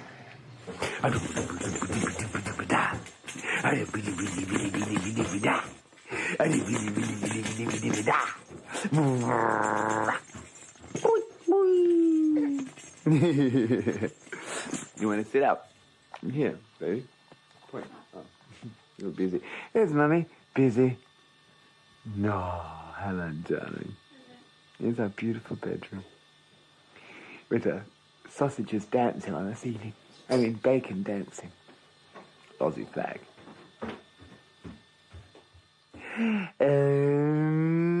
Tiger! Tiger! He said, I'd like to bring her up in Australia. He said, you know, Australia's so down to earth. She could, you know, a great Aussie kid. That's what I want. And I said, that would be wonderful. And I didn't want to bring up again, that's another city.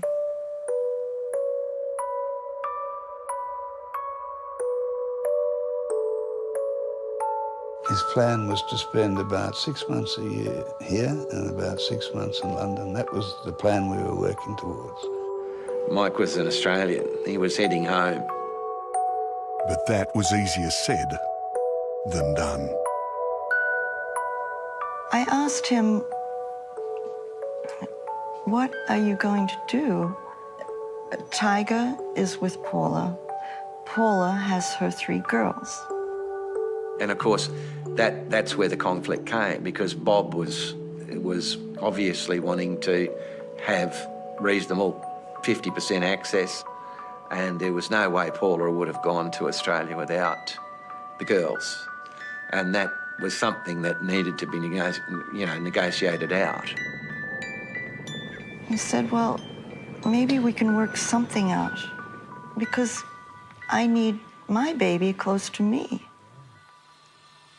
Are you sitting up now? You are, aren't you? Your girl can sit up. Yeah.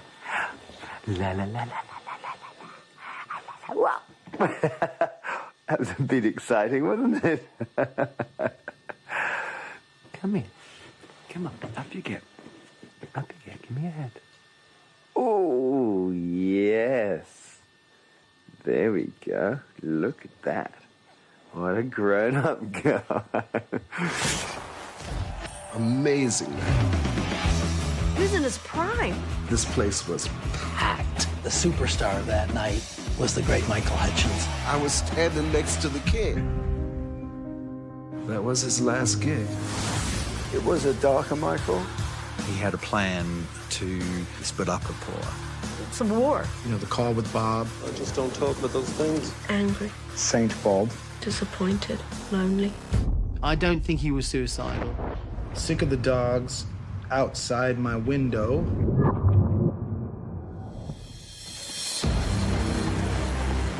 The international music industry is in shock with the death of rock star Michael Hutchence. I think this is the biggest unanswered question in rock and roll, to be honest.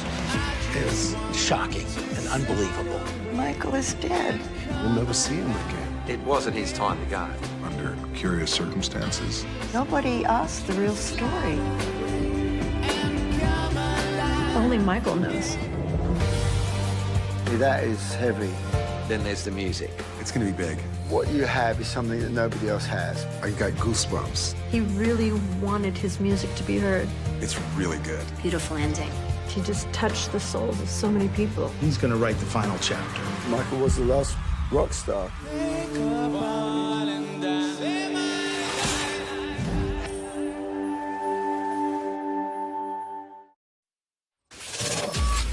I always think that God reserves the lisp for truly dangerous people. Hi, this is Michael Hutchence. Oh, he was a bad dude. A rock god. He was a showman. Megastar. Songwriter. And a performer. He was a brother. Storyteller. He was a rock star. Some people have it. The raw talent. Sensitive. And cheeky. He was a really great frontman. He'd walk onto a stage and just light it up. And the whole place went completely crazy. Everyone from Bono to Mick Jagger, everybody looked at Michael. We had a lot of laughs. He liked having fun. Johnny Depp's just set his shirt on fire. He liked partying. It got dangerous. Total indulgence. He liked drugs. Almost disturbing. He liked girls. This gorgeous cat. Men admired him and women loved him. He was a damn funny bastard. Amazing. He had the world at his feet. He was kicking ass and the girls were screaming. He was in his prime. I was standing next to the king. The superstar of that night was the great Michael Hutchence. That was his last gig. It was a darker Michael. You know, he needed a break. He split up with Paula. I don't think he was suicidal. It's a war. You know, the call with Bob. I just don't talk about those things. Angry, disappointed, lonely. That's when we lost him. The international music industry is in shock with the death of rock star Michael Hutchence. It was shocking and unbelievable. We'll never see him again. It wasn't his time to go. Under curious circumstances. Nobody asked the real story. I think this is the biggest unanswered question in rock and roll, to be honest. Only Michael knows. Then there's the music. It's going to be big. What you have is something that nobody else has. I got goosebumps. We have his music forever. This is what people remember. It's really good. Beautiful ending. He just touched the souls of so many people. He's going to write the final chapter. Michael was the last rock star.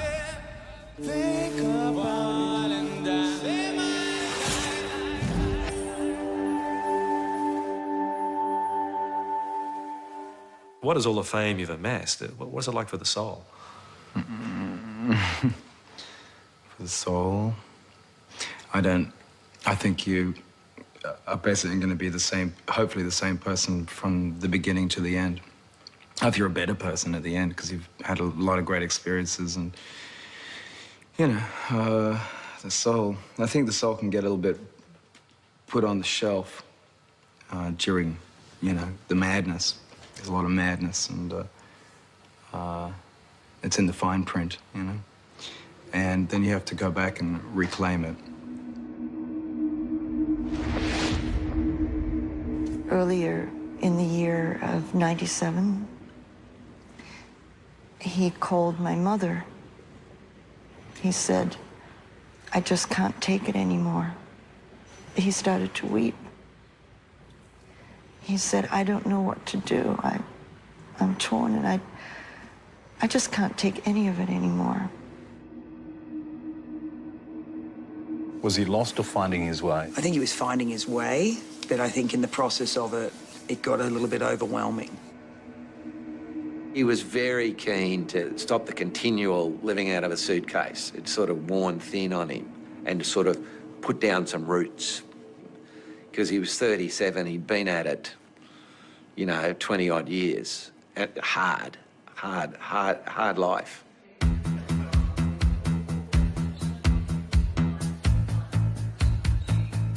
In May 1997, concerned about Michael's health, his friend Colin Diamond invited him to Bali for an adventure holiday. Guy said to him, "Michael, get over here. I want you to learn how to paraglide." And he was right up for it immediately. I got him over and we leased a house and Paula came out with Pixie and Peaches and Tiger and we took him down and I had him trained and he was just so, you know, excited about the whole process.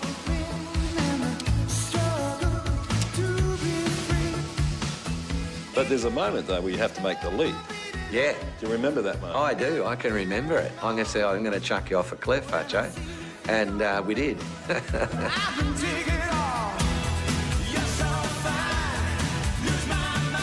He didn't hesitate. He just went, boom, boots and all, let's go.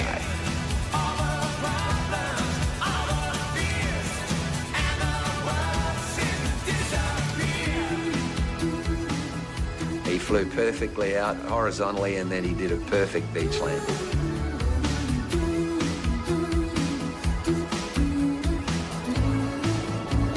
I just remember him going like this and going, yeah, and I did it. And he couldn't wait to be able to go up and do soaring flights.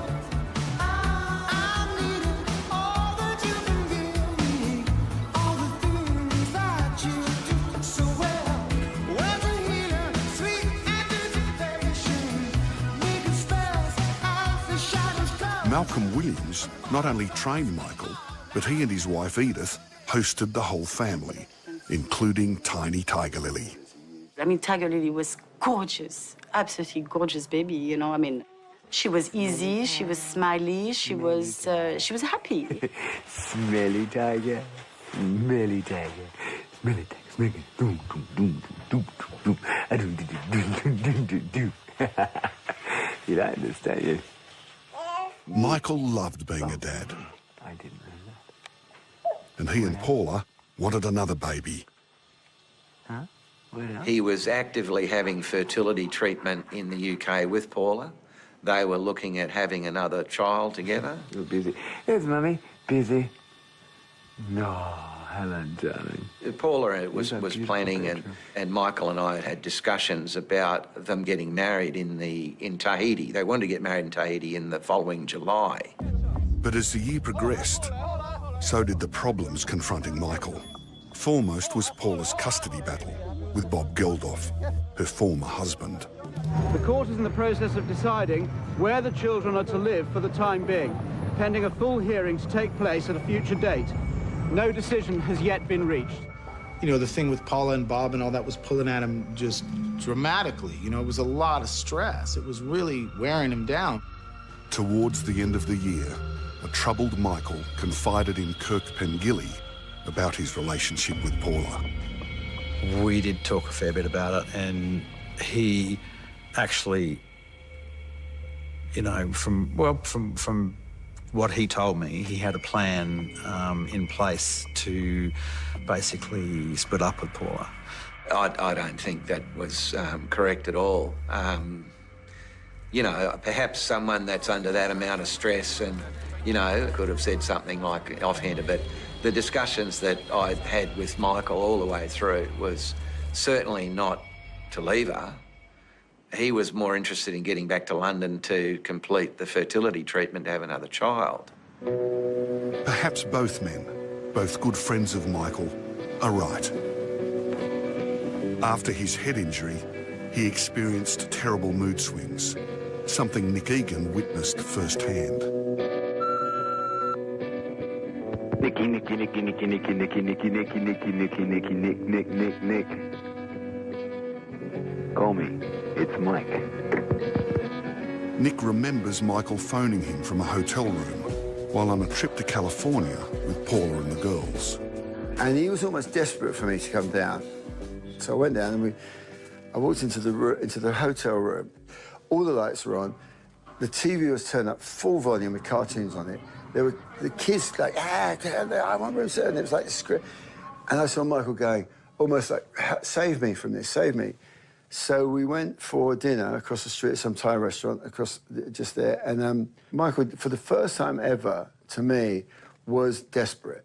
And desperate and confused and speaking in tongues almost.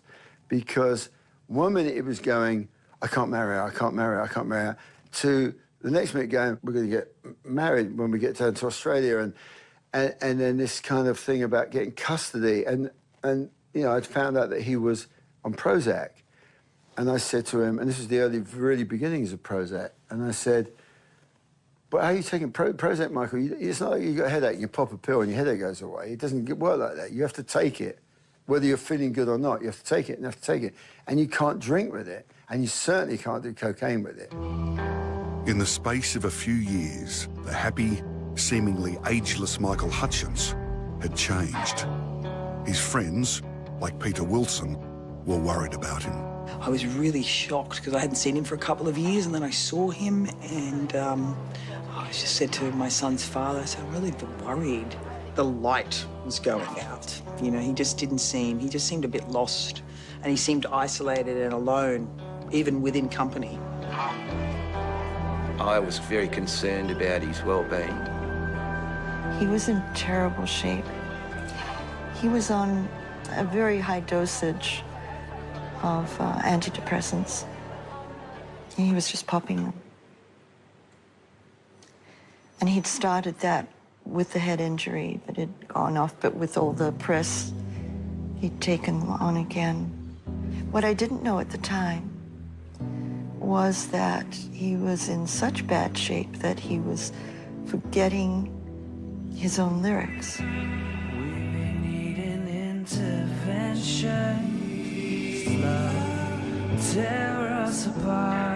Also weighing on Michael's mind was an upcoming tour with In Excess. He was to rejoin them in Australia at the end of November. Some call it madness, I call it love. I was quite against it. And I said to him when he was in LA, I said, mate, you know, only do this if it's sold out. If it's not sold out, let's not do it. Look after yourself. Your health's priority, you know. You've got other things on. I know you're stressed out about the proceedings in the UK. You want to get home to see Paula. You want to get home to see Tiger. Let's cancel this tour and deal with family issues and then deal with your health and let's prioritise it. But he was committed. The band, it was, you know, on with the show. We need to do this. And they just pushed for that tour. And with Michael, he was such a softie, and he felt, what could he do? He'd be letting them down. He didn't want to do that. He was adamant he wanted to complete that Australian tour for the band. For the band? For the band. He said, no matter what, I'm going to do it. I'll finish it, and then I'll have a break. I think if that was scheduled at another time and place and date, it might have actually worked out. I don't think Michael wanted to die. I'd love to be a famous movie star. It's really hard work, though, I've heard. You see a lot of waiting. Yeah, a lot of waiting. Yeah, you do a lot of bar work. No, I really, really do enjoy movies. And, I mean, I spend time on sets of movies just hanging around and watching the process of it.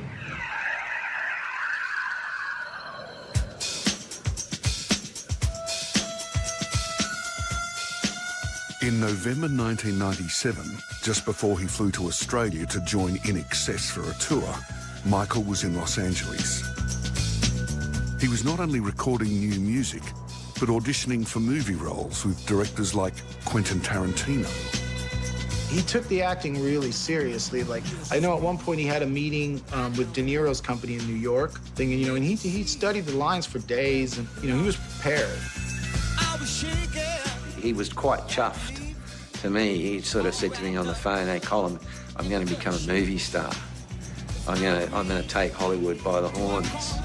Michael saw acting as a possible second career. Everything was looking so positive. Everything in the movie line was looking good. Everything in the music line was looking good. On one of his last nights in LA before flying to Sydney to rehearse with In Excess, Michael ran into Bernard Fowler at a sushi restaurant. The longtime Rolling Stones backup singer had put together an all-star band for a one-off performance the next night at the Viper Room. I'm standing there waiting to be seated, and I hear somebody say, hey, brother, how you doing? And I turn around, and I'm like, Michael. And we talked a bit. He said, what are you doing? I said, listen, I'm doing a jam at the Viper Room. I said, we're going to be rehearsing in my room. He said, what, in your hotel room? I said, yeah. I said, come on by. He comes by. What are we going to play? I don't know. So we sat in the room, and we made some cheat sheets.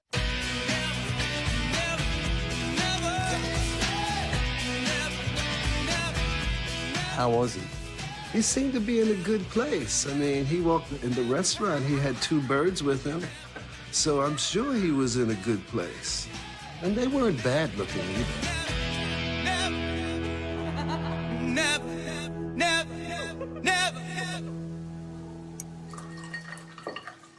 No video exists of Michael's appearance at the Viper Room, but there are rare and precious photos.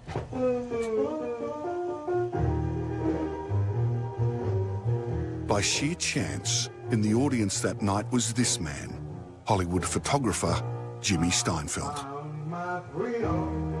Several of my friends were very closely involved in that show, most especially Danny Saber and Bernard Fowler.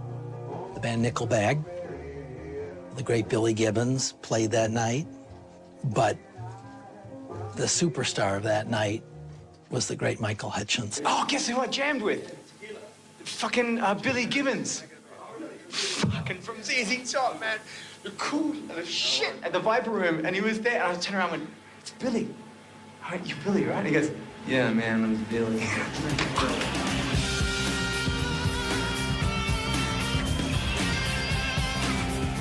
How did the crowd respond when he got on? Oh, my God. You know, I don't think they believe me because I remember it getting a little quiet. And then when he came on stage, they were like,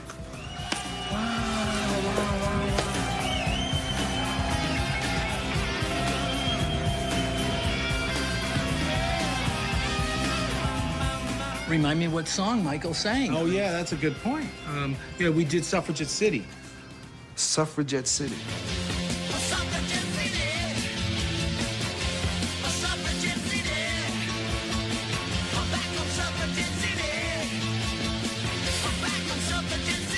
This place was packed. It was packed, it was hot. And he was doing his thing.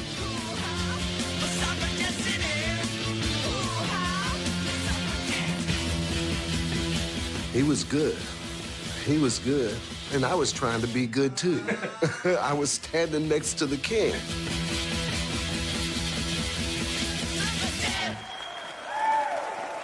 That night, I saw a really happy person.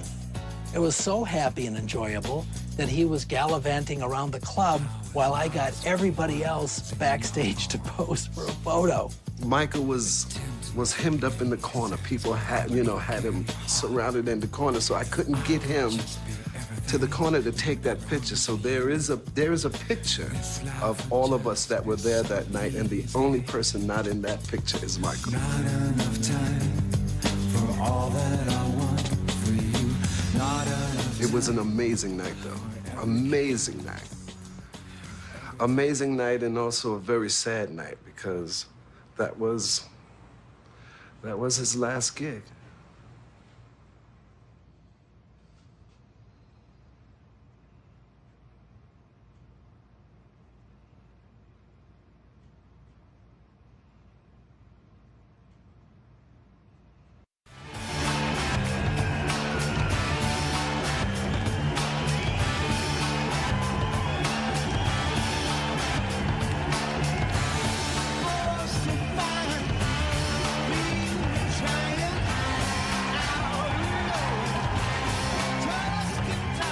I think we've had a pretty good time of it, because I think in Australia it's pretty tough to be successful. I don't think Australians really like you to be successful for too long in a way. They feel a bit uncomfortable with it. We're very much an underdog country, you know? The tall poppy syndrome. Yeah, the tall poppy syndrome. And I think we've got away with that somehow. We haven't had too much trouble with that, which is good. It's a good sign, you know? People should be proud of people, you know, from their own country doing well. He never seemed suicidal to me. I don't think he was suicidal. And I do believe that his death was an accident. I really do. Personally, I feel that after the last few conversations I had with him, the thing he wanted most of all was to be able to have Christmas here in Australia with his family. In late November 1997, Michael left Los Angeles on a flight to Sydney to begin rehearsals with the rest of In Excess for their Australian tour. He called me a couple of hours before he was leaving on that flight. He said he didn't want to get the flight, he didn't want to go. He knew he owed it to the band, and I told him he didn't owe it to the band. He'd given them 20 years. They can wait. He felt, I think, in his mind, but he said, you know, this is the last tour I'm doing with them. I'll give them the last 6 nights. That was the last phone call. Tiger Lily was in England with Paula when Michael arrived in Australia. On Friday, the 21st of November 1997, at the ABC Sydney studios, he and the band had a rehearsal. It was the last time his In Excess brothers would see Michael alive. We shared a joke, actually, when he left the rehearsal room, and I forget what the joke was about now. It didn't seem that important at the time, but we had a laugh about something, and he waved at me and he walked out the door.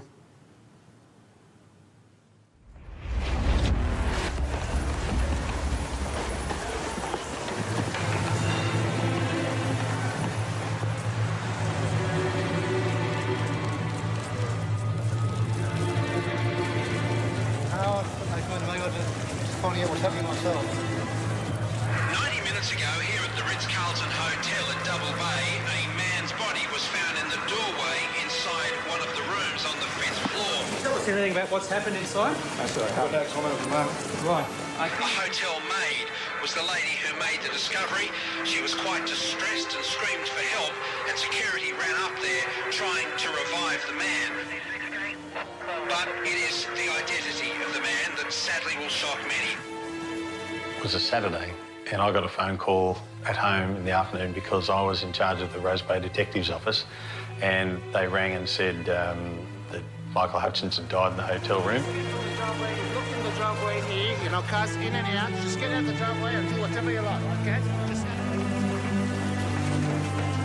The international music industry is in shock with the death of rock star Michael Hutchence. The body was found just before noon by a member of the hotel staff. The hotel room where the body was found has been secured, and crime scene investigators are completing investigations at this time. Police won't confirm the cause of death, but they've taken a leather belt into possession for scientific examination.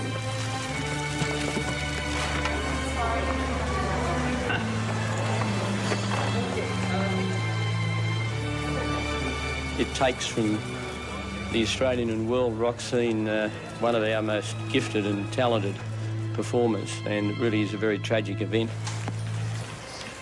The British tabloid media were everywhere. There was reporters all over the place. There was photographers both sides of the street. Semicircle this side, along out the front, on the road, semicircle the other side, standing on the road this side, up on the balconies over here on the footpath. They were everywhere. There was a big crowd near the garage.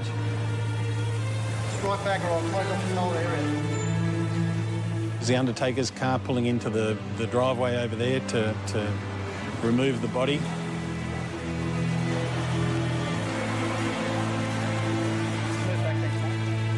All the reporters and the scrutiny, everyone looking, everyone trying to find out what was going on, making stuff up, rumours. It was horrible.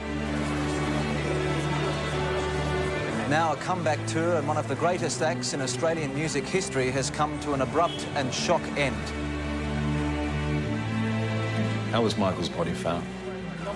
The maid went into the room to change the room, and as she pushed the door, it wouldn't open.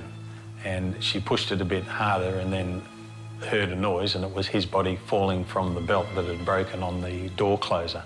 And she came in and saw his body and then ran down and alerted the other staff. And the headlines were, Michael Hutchence dead at 37. And I can't tell you what that feels like. Carry on, Mark.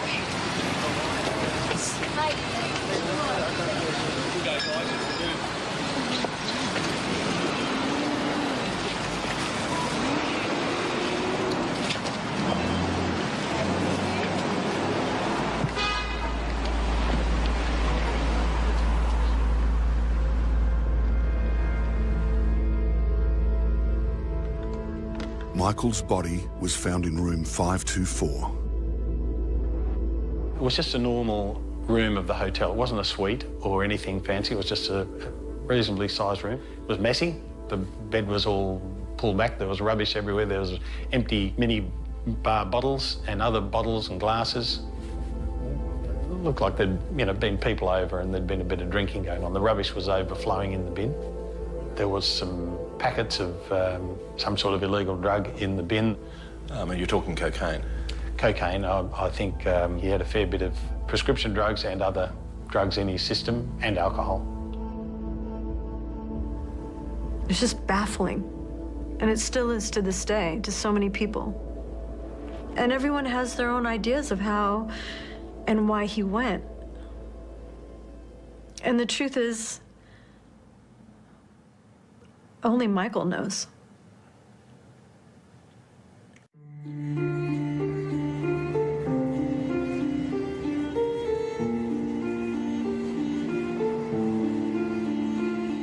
On Michael's last night, he went to dinner with Kel and Susie, his father and stepmother, at this Indian restaurant not far from his hotel. Staff there remember his dad being concerned about his son. His father said to him at one point, is everything okay with you? I'm worried about you. He was holding Michael's hand. I heard Michael say, everything's fine, Dad, don't worry, everything is all right. And They had a lovely meal. It was just a happy family having a nice meal for 3.5 hours. After having that wonderful dinner with him, we dropped him back to the hotel about 10:30 that night, and he sort of waltzed off up to the front entrance and waved, and I thought, I wonder where you get up to tonight. A couple of drinks at the bar, then went to his room, and he tried to contact some friends for them to come over. He had left a message in the evening, having some drinks at the bar there, and to join him, but I actually was at a friend's house that night, so I didn't actually get the message until I went home the next morning. I think he was looking for some company whilst he stayed up, waiting the call from Paula. That's why he was staying up all night. That's what I think it was. Yes, he was anticipating that call. Michael was hoping that the call from Paula would be good news, that Bob Geldof had given his consent for her to bring Pixie and Peaches to Australia, along with Tiger Lily, for Christmas. He was very excited about seeing Tiger. Around midnight, Michael was joined in his room by some friends, Australian actress Kim Wilson and her boyfriend, Andrew Raymond. The three partied for several hours. Stayed till about 5, I think. After they left, Michael spoke to Paula in England, but the news was bad. Bob felt that the two girls, Pixie and Peaches, shouldn't go to Australia. Bob Geldof hadn't agreed to let the daughters he shared with Paula fly to Sydney. And that, as far as Paula was concerned, put an end to the trip. Meaning Tiger Lily would also be staying. How did Michael sound during that telephone call? Angry, disappointed, tired, lonely. All the things you least want someone to sound. Michael told Paula he would ring Bob. Said, I love you, I'm going to phone Bob right now, and I'm going to beg him, said it twice, to change his mind and let the children come to Australia. And didn't end up that way. The person in the room next door could hear quite clearly the swearing and yelling. It was angry. It was angry, yes. Police have taken statements from guests who were in the room next door to Hutchence. They heard a man shouting at the top of his voice, "She's not your wife anymore. Stop interfering."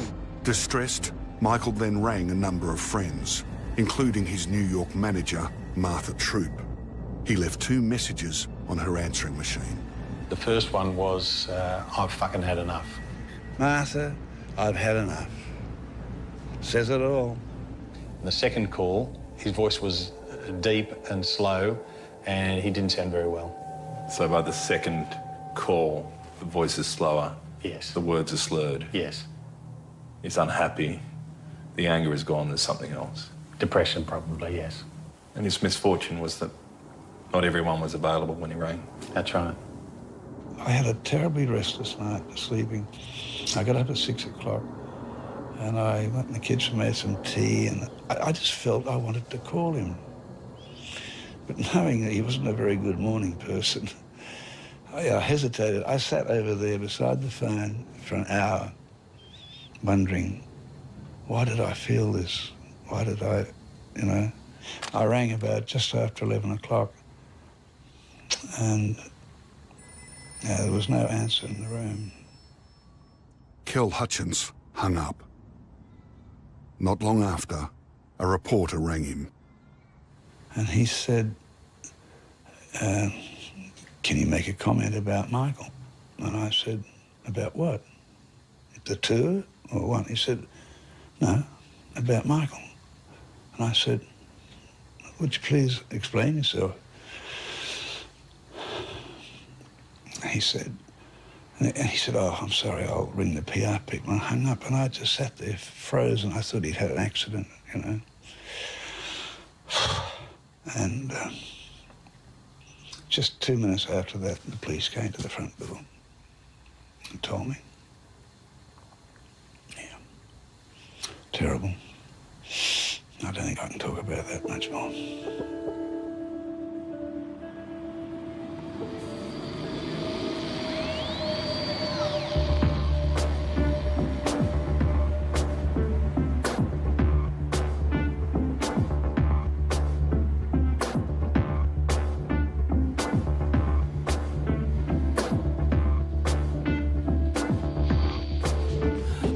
song I love.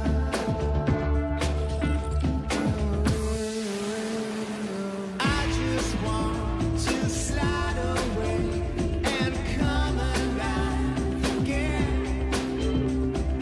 I just want to slide away and come alive again. Before Michael died, he recorded a song called Slide Away with producer Andy Gill. The song is a duet.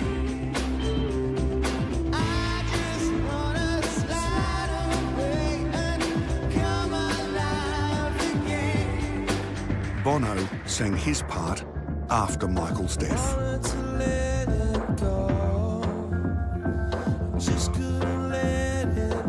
Clearly, the subtext of the song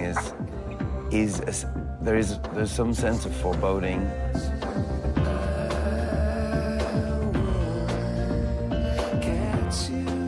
There's some sense of real vulnerability that I was feeling from Michael. And I was singing to that.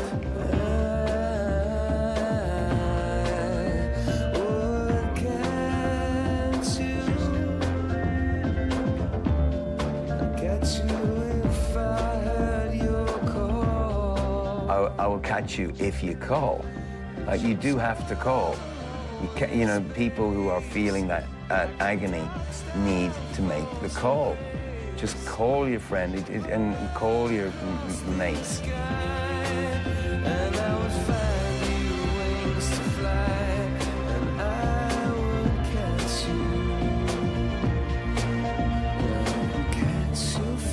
I felt some agony in him. And then when we did the recording, I think I just put that down. Yeah. Yeah. I mean, I think both of us thought it's hard for me to say this without getting kind of choked up, but it's, we saw his pain. And I think what we tried to do with Slide Away was to try and treat it in a gentle, graceful way.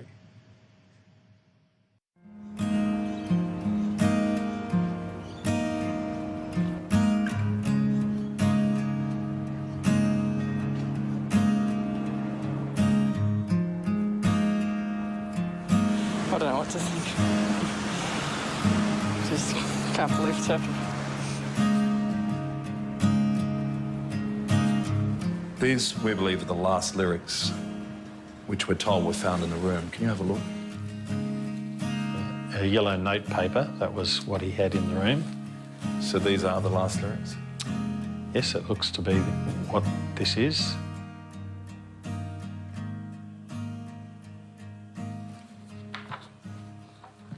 Can you read the front page? Wouldn't be right to take it. Wouldn't be right lying down. Sick of the dogs outside my window. That's right. Take a look. New plan with the hook stuck into me. Michael Hutchence didn't leave a suicide note, but in his room, in his distinctive handwriting, police found the lyrics to his last song. I mean, the night he died, he'd written music, which, you know, we've got the lyrics. That was left in his hotel room? That was left in his hotel room. He was writing right up until that evening. On that yellow pad? Yeah. As one of the executors of Michael's estate, the handwritten lyrics were returned to Colin Diamond. They haven't been seen in 20 years. It says, wouldn't be right to take it. Wouldn't be right lying down. Sick of the dogs outside my window. That's right. Take a look. New plan with a hook stuck into me. Jesus. Those lyrics are actually from the last song we wrote together that he wrote in his life. He was using all this shit that was tearing him apart. putting it into a song, which is really the best you can do with that. What else are you gonna do, you know? But yeah, that's very revealing. What astounded me with him was that a lot of people would get a pencil and paper and they would write out how they feel, and then they'd go back with the eraser and they'd rub out, I don't think so. The amazing thing with him, it used to shock me sometimes, he'd write a set of lyrics and he'd never go back. It just came out exactly like his thoughts, and it used to be very scary because the thing was what you saw was really exactly what he was thinking. Look at the mess you're making. Look at the mess across your face. All the bitterness has started showing. All the bitterness has started showing. 5 years, no one hears. Just another heart too scared to bleed. I just look at the way it's written, and you have to be like a psychologist to look that there was some insanity going on in the way that thing was written, and some anger and some rage. What do you see in those lyrics? Everything. It seems like consistent, you know, confusion and self-loathing and inarticulate, kind of messy offering of that would precede his end. That's consistent, sad but true. The hardest thing to look there is with a hook, I don't know, stuck into me. That is heavy. It's almost, you could say it's almost a suicide note. I mean, you could almost say that. I mean, if you want to look into it, it's pretty damning in terms of the dogs being the media. Take a look at a new plan being that you want to just get away and start again, which is, you know, is metaphoric there. And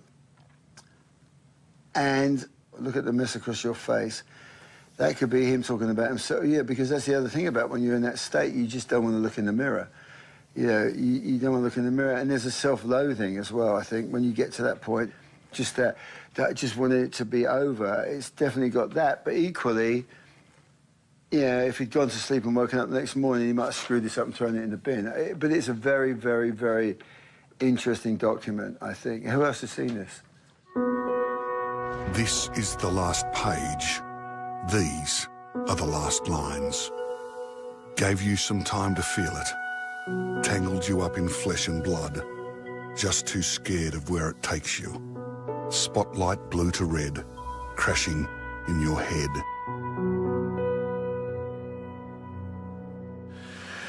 I'm not surprised, you know. Am I saddened and reminded of it? Sure, you know. Yeah. But it doesn't negate, you know, the light and the offering, and it completely, I've got, you know, I can accommodate that. I can accept that. I'll take it all. He gave it all. I receive. When Michael wrote a song, he'd often also record himself practicing the lines on a dictaphone.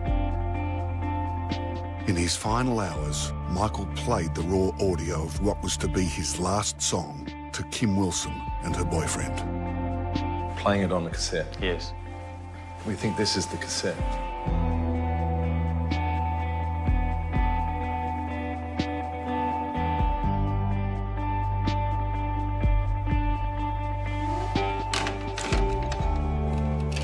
This is Michael's final recording.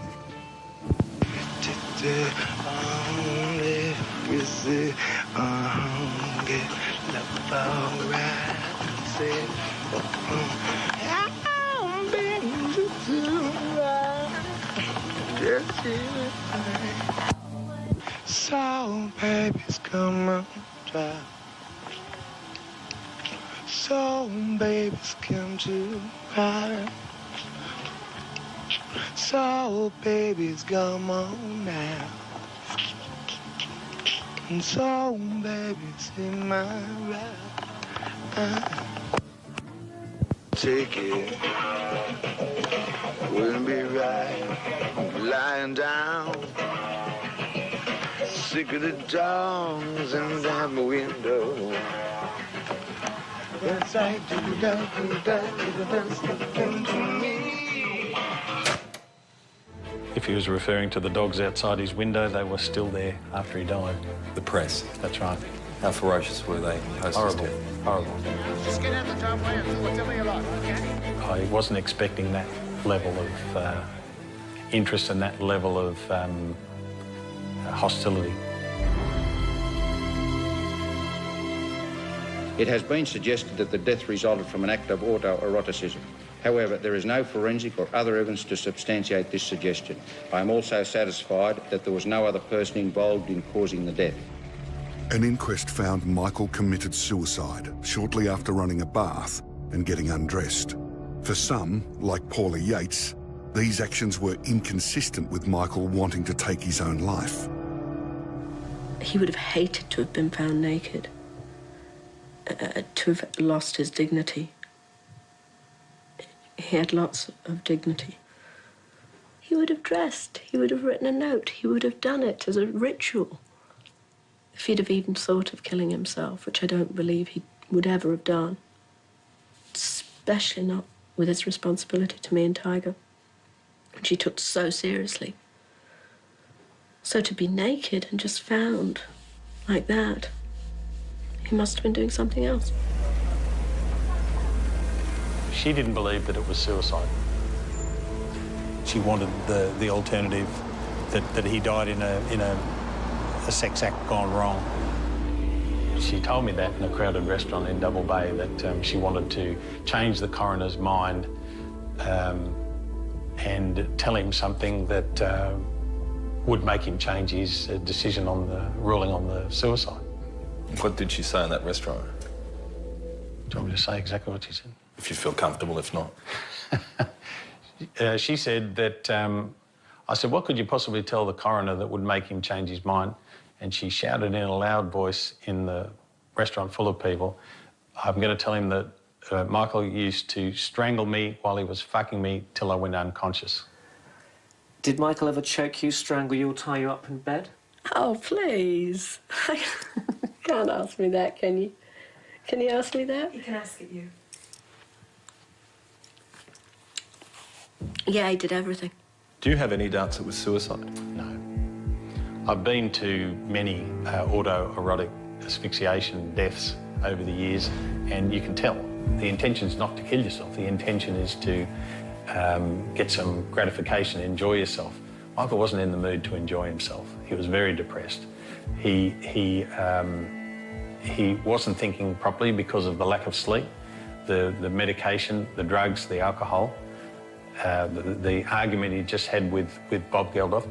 When you're in that frame of mind, you're not thinking about other people's thoughts. You're only thinking about getting yourself out of the pain that you're in.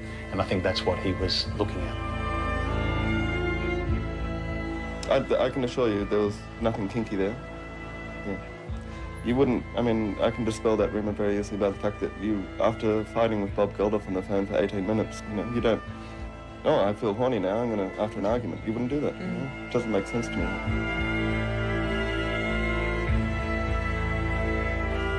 I've gone through it time and time again, and, you know, whatever happened, I think it had a large degree to do with the mixing of antidepressants and alcohol, which is just a no-no.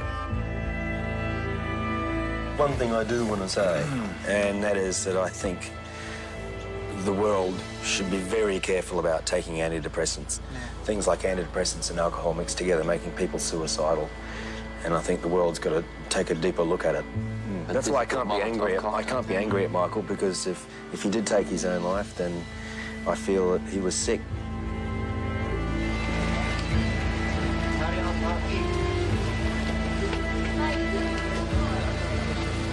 I went to see him at the morgue. I walked into the room, and the door was closed behind me.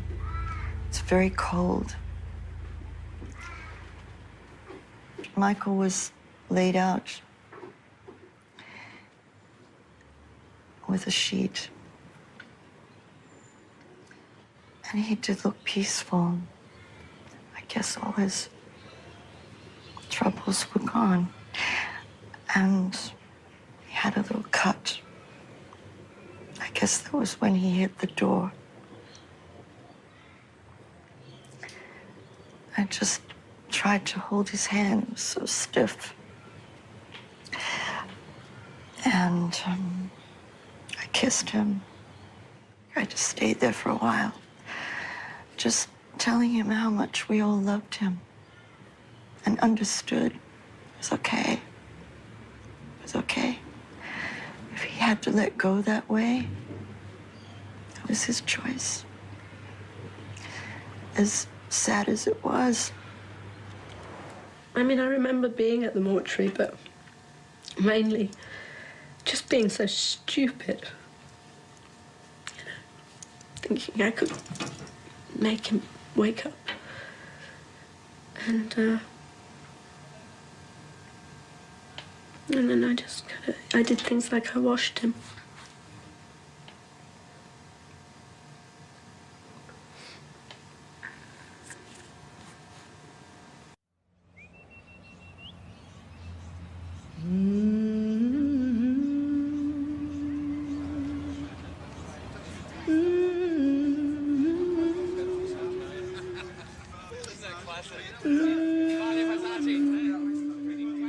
Two months after Michael died, on a boat on Sydney Harbour, on what would have been his 38th birthday, his family and friends gathered to scatter his ashes.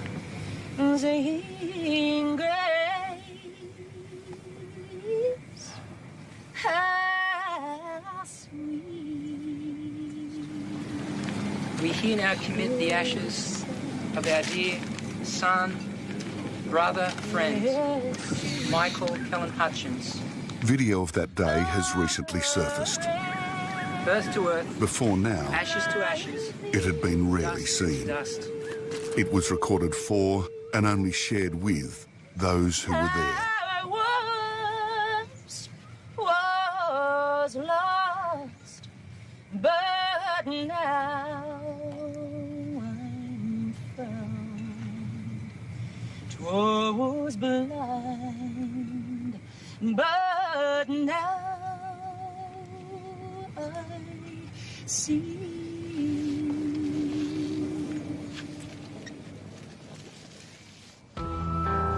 After Michael was laid to rest, the fallouts and recriminations from his sudden death were brutal and devastating. A lengthy and acrimonious dispute over his will, initiated by Michael's family, dragged through the courts for years.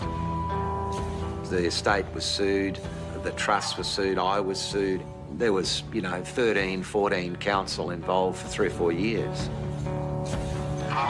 Michael's mother, Patricia, blamed Paula for her son's depression, which led, she believed, directly to his death. Before she died in 2010, Patricia revealed her final discussions with Michael and made a bitter accusation. He did not want to marry Paula, and she was pushing for that and said, if you don't marry me, I'm going to commit suicide and take Tiger with her. And I think the final thing for him was that threat, if you don't marry me, you're never going to see Tiger again, ever.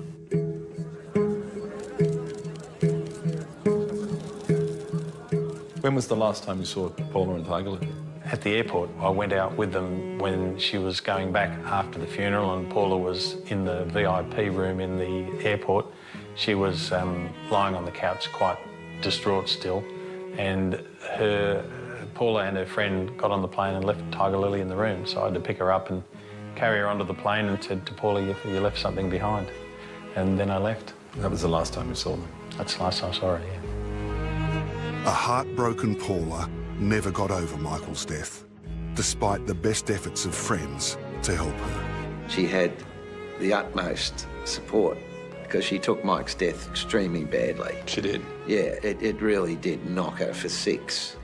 I don't think Paula ever could come to terms with losing Michael. I mean, his ashes were actually in a pillow that she'd sleep on every night. She never recovered. She never recovered. And I like to think about, had Mike not have gone, Paula wouldn't have gone, the whole thing would have been different. But that's life, that's what's happened, that's the reality. We've lost them both. Tragedy. 3 years after Michael's death, on her daughter Pixie's 10th birthday, Paula died of an accidental heroin overdose. 14 years later, her second daughter Peaches died in similar circumstances. I don't want to go in. I just want to say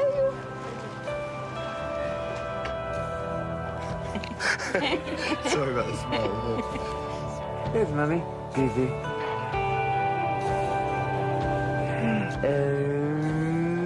Tiger. I think, you know, you're given a bit of a, you know, tough set of cards when your mum and dad die at that early stage. Paula and Michael's daughter, Tiger Lily, was raised by Bob Geldof. Mike, you know, loved Paula. Paula loved Mike. They both loved Tiger. Oh, yes. Bob loves Tiger. There we go. Look at that. What a grown-up guy. Bob's looked after Tiger, and he took it on with great spirit.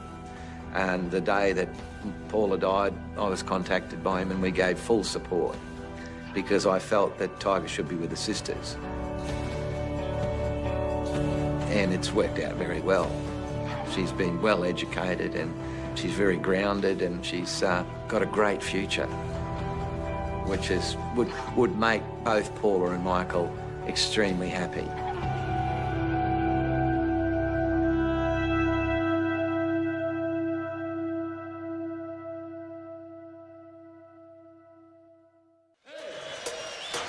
What do you need?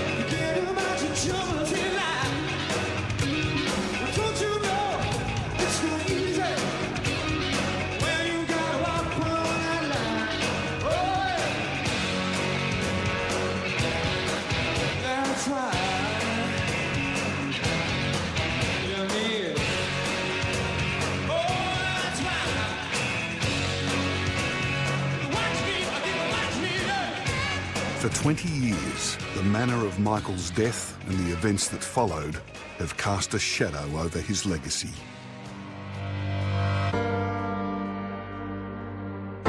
Yet what unites all those who knew him is how much he was loved, and how magnificent a man and a musician Michael Hutchence was.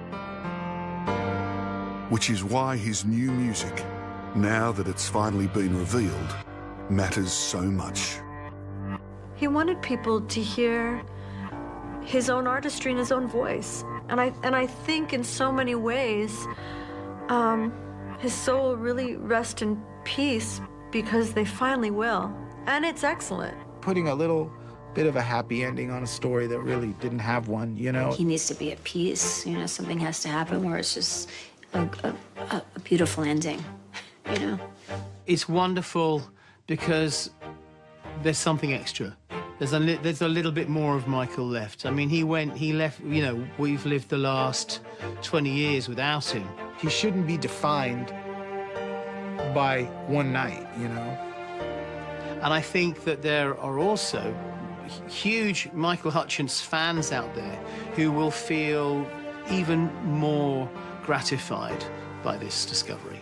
You know, the fans having an opportunity to hear his voice and hear something new. I know what that's going to mean to them. I don't think you can emphasize enough just how great the singer is, as well as, you know, that sort of, you know, the personality behind the voice was amazing and interesting and then tragic.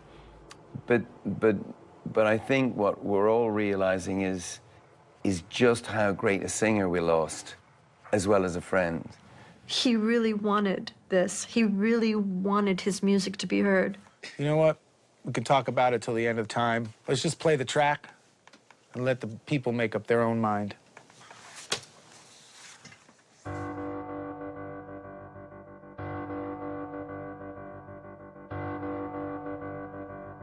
Come back.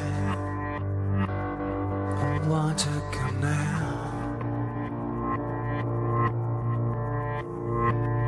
Give me another day on. I won't look back.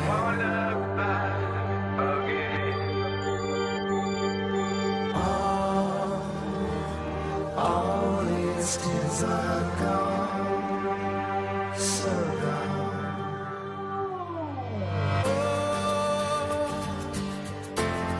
save my life again.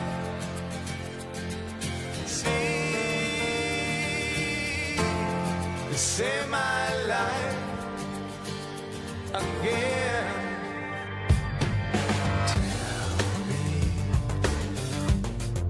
Never see why.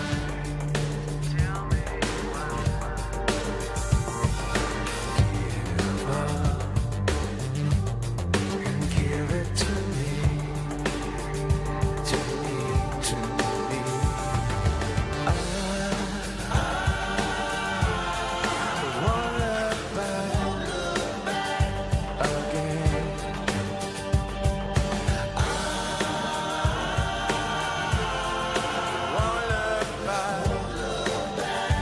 again.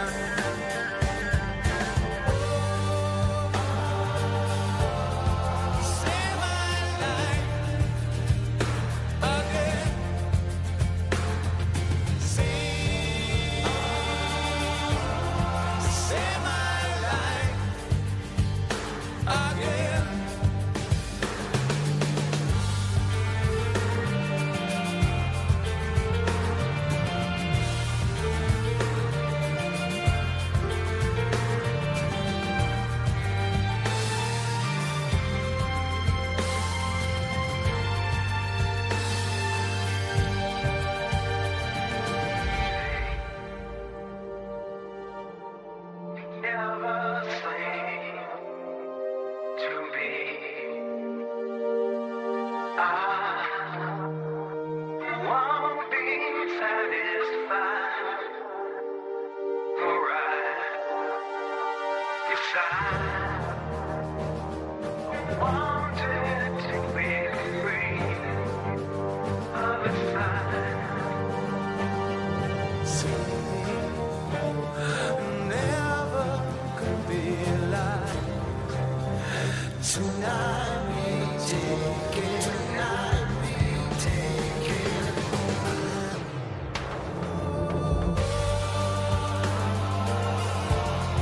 Save my life again. And listening to it now,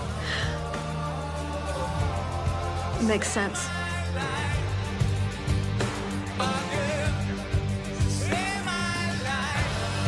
It made me smile. It's good to hear him. He's here. I miss Michael very much, and there will be a place for him in my heart until the day that I die. you clearly miss him. Miss him so much.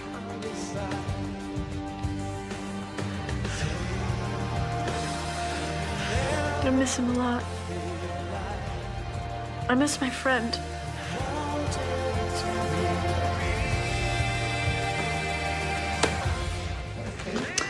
There you go. If this program has raised any personal concerns, please contact Lifeline on 13 11 14 or Beyond Blue on 1300 224 636.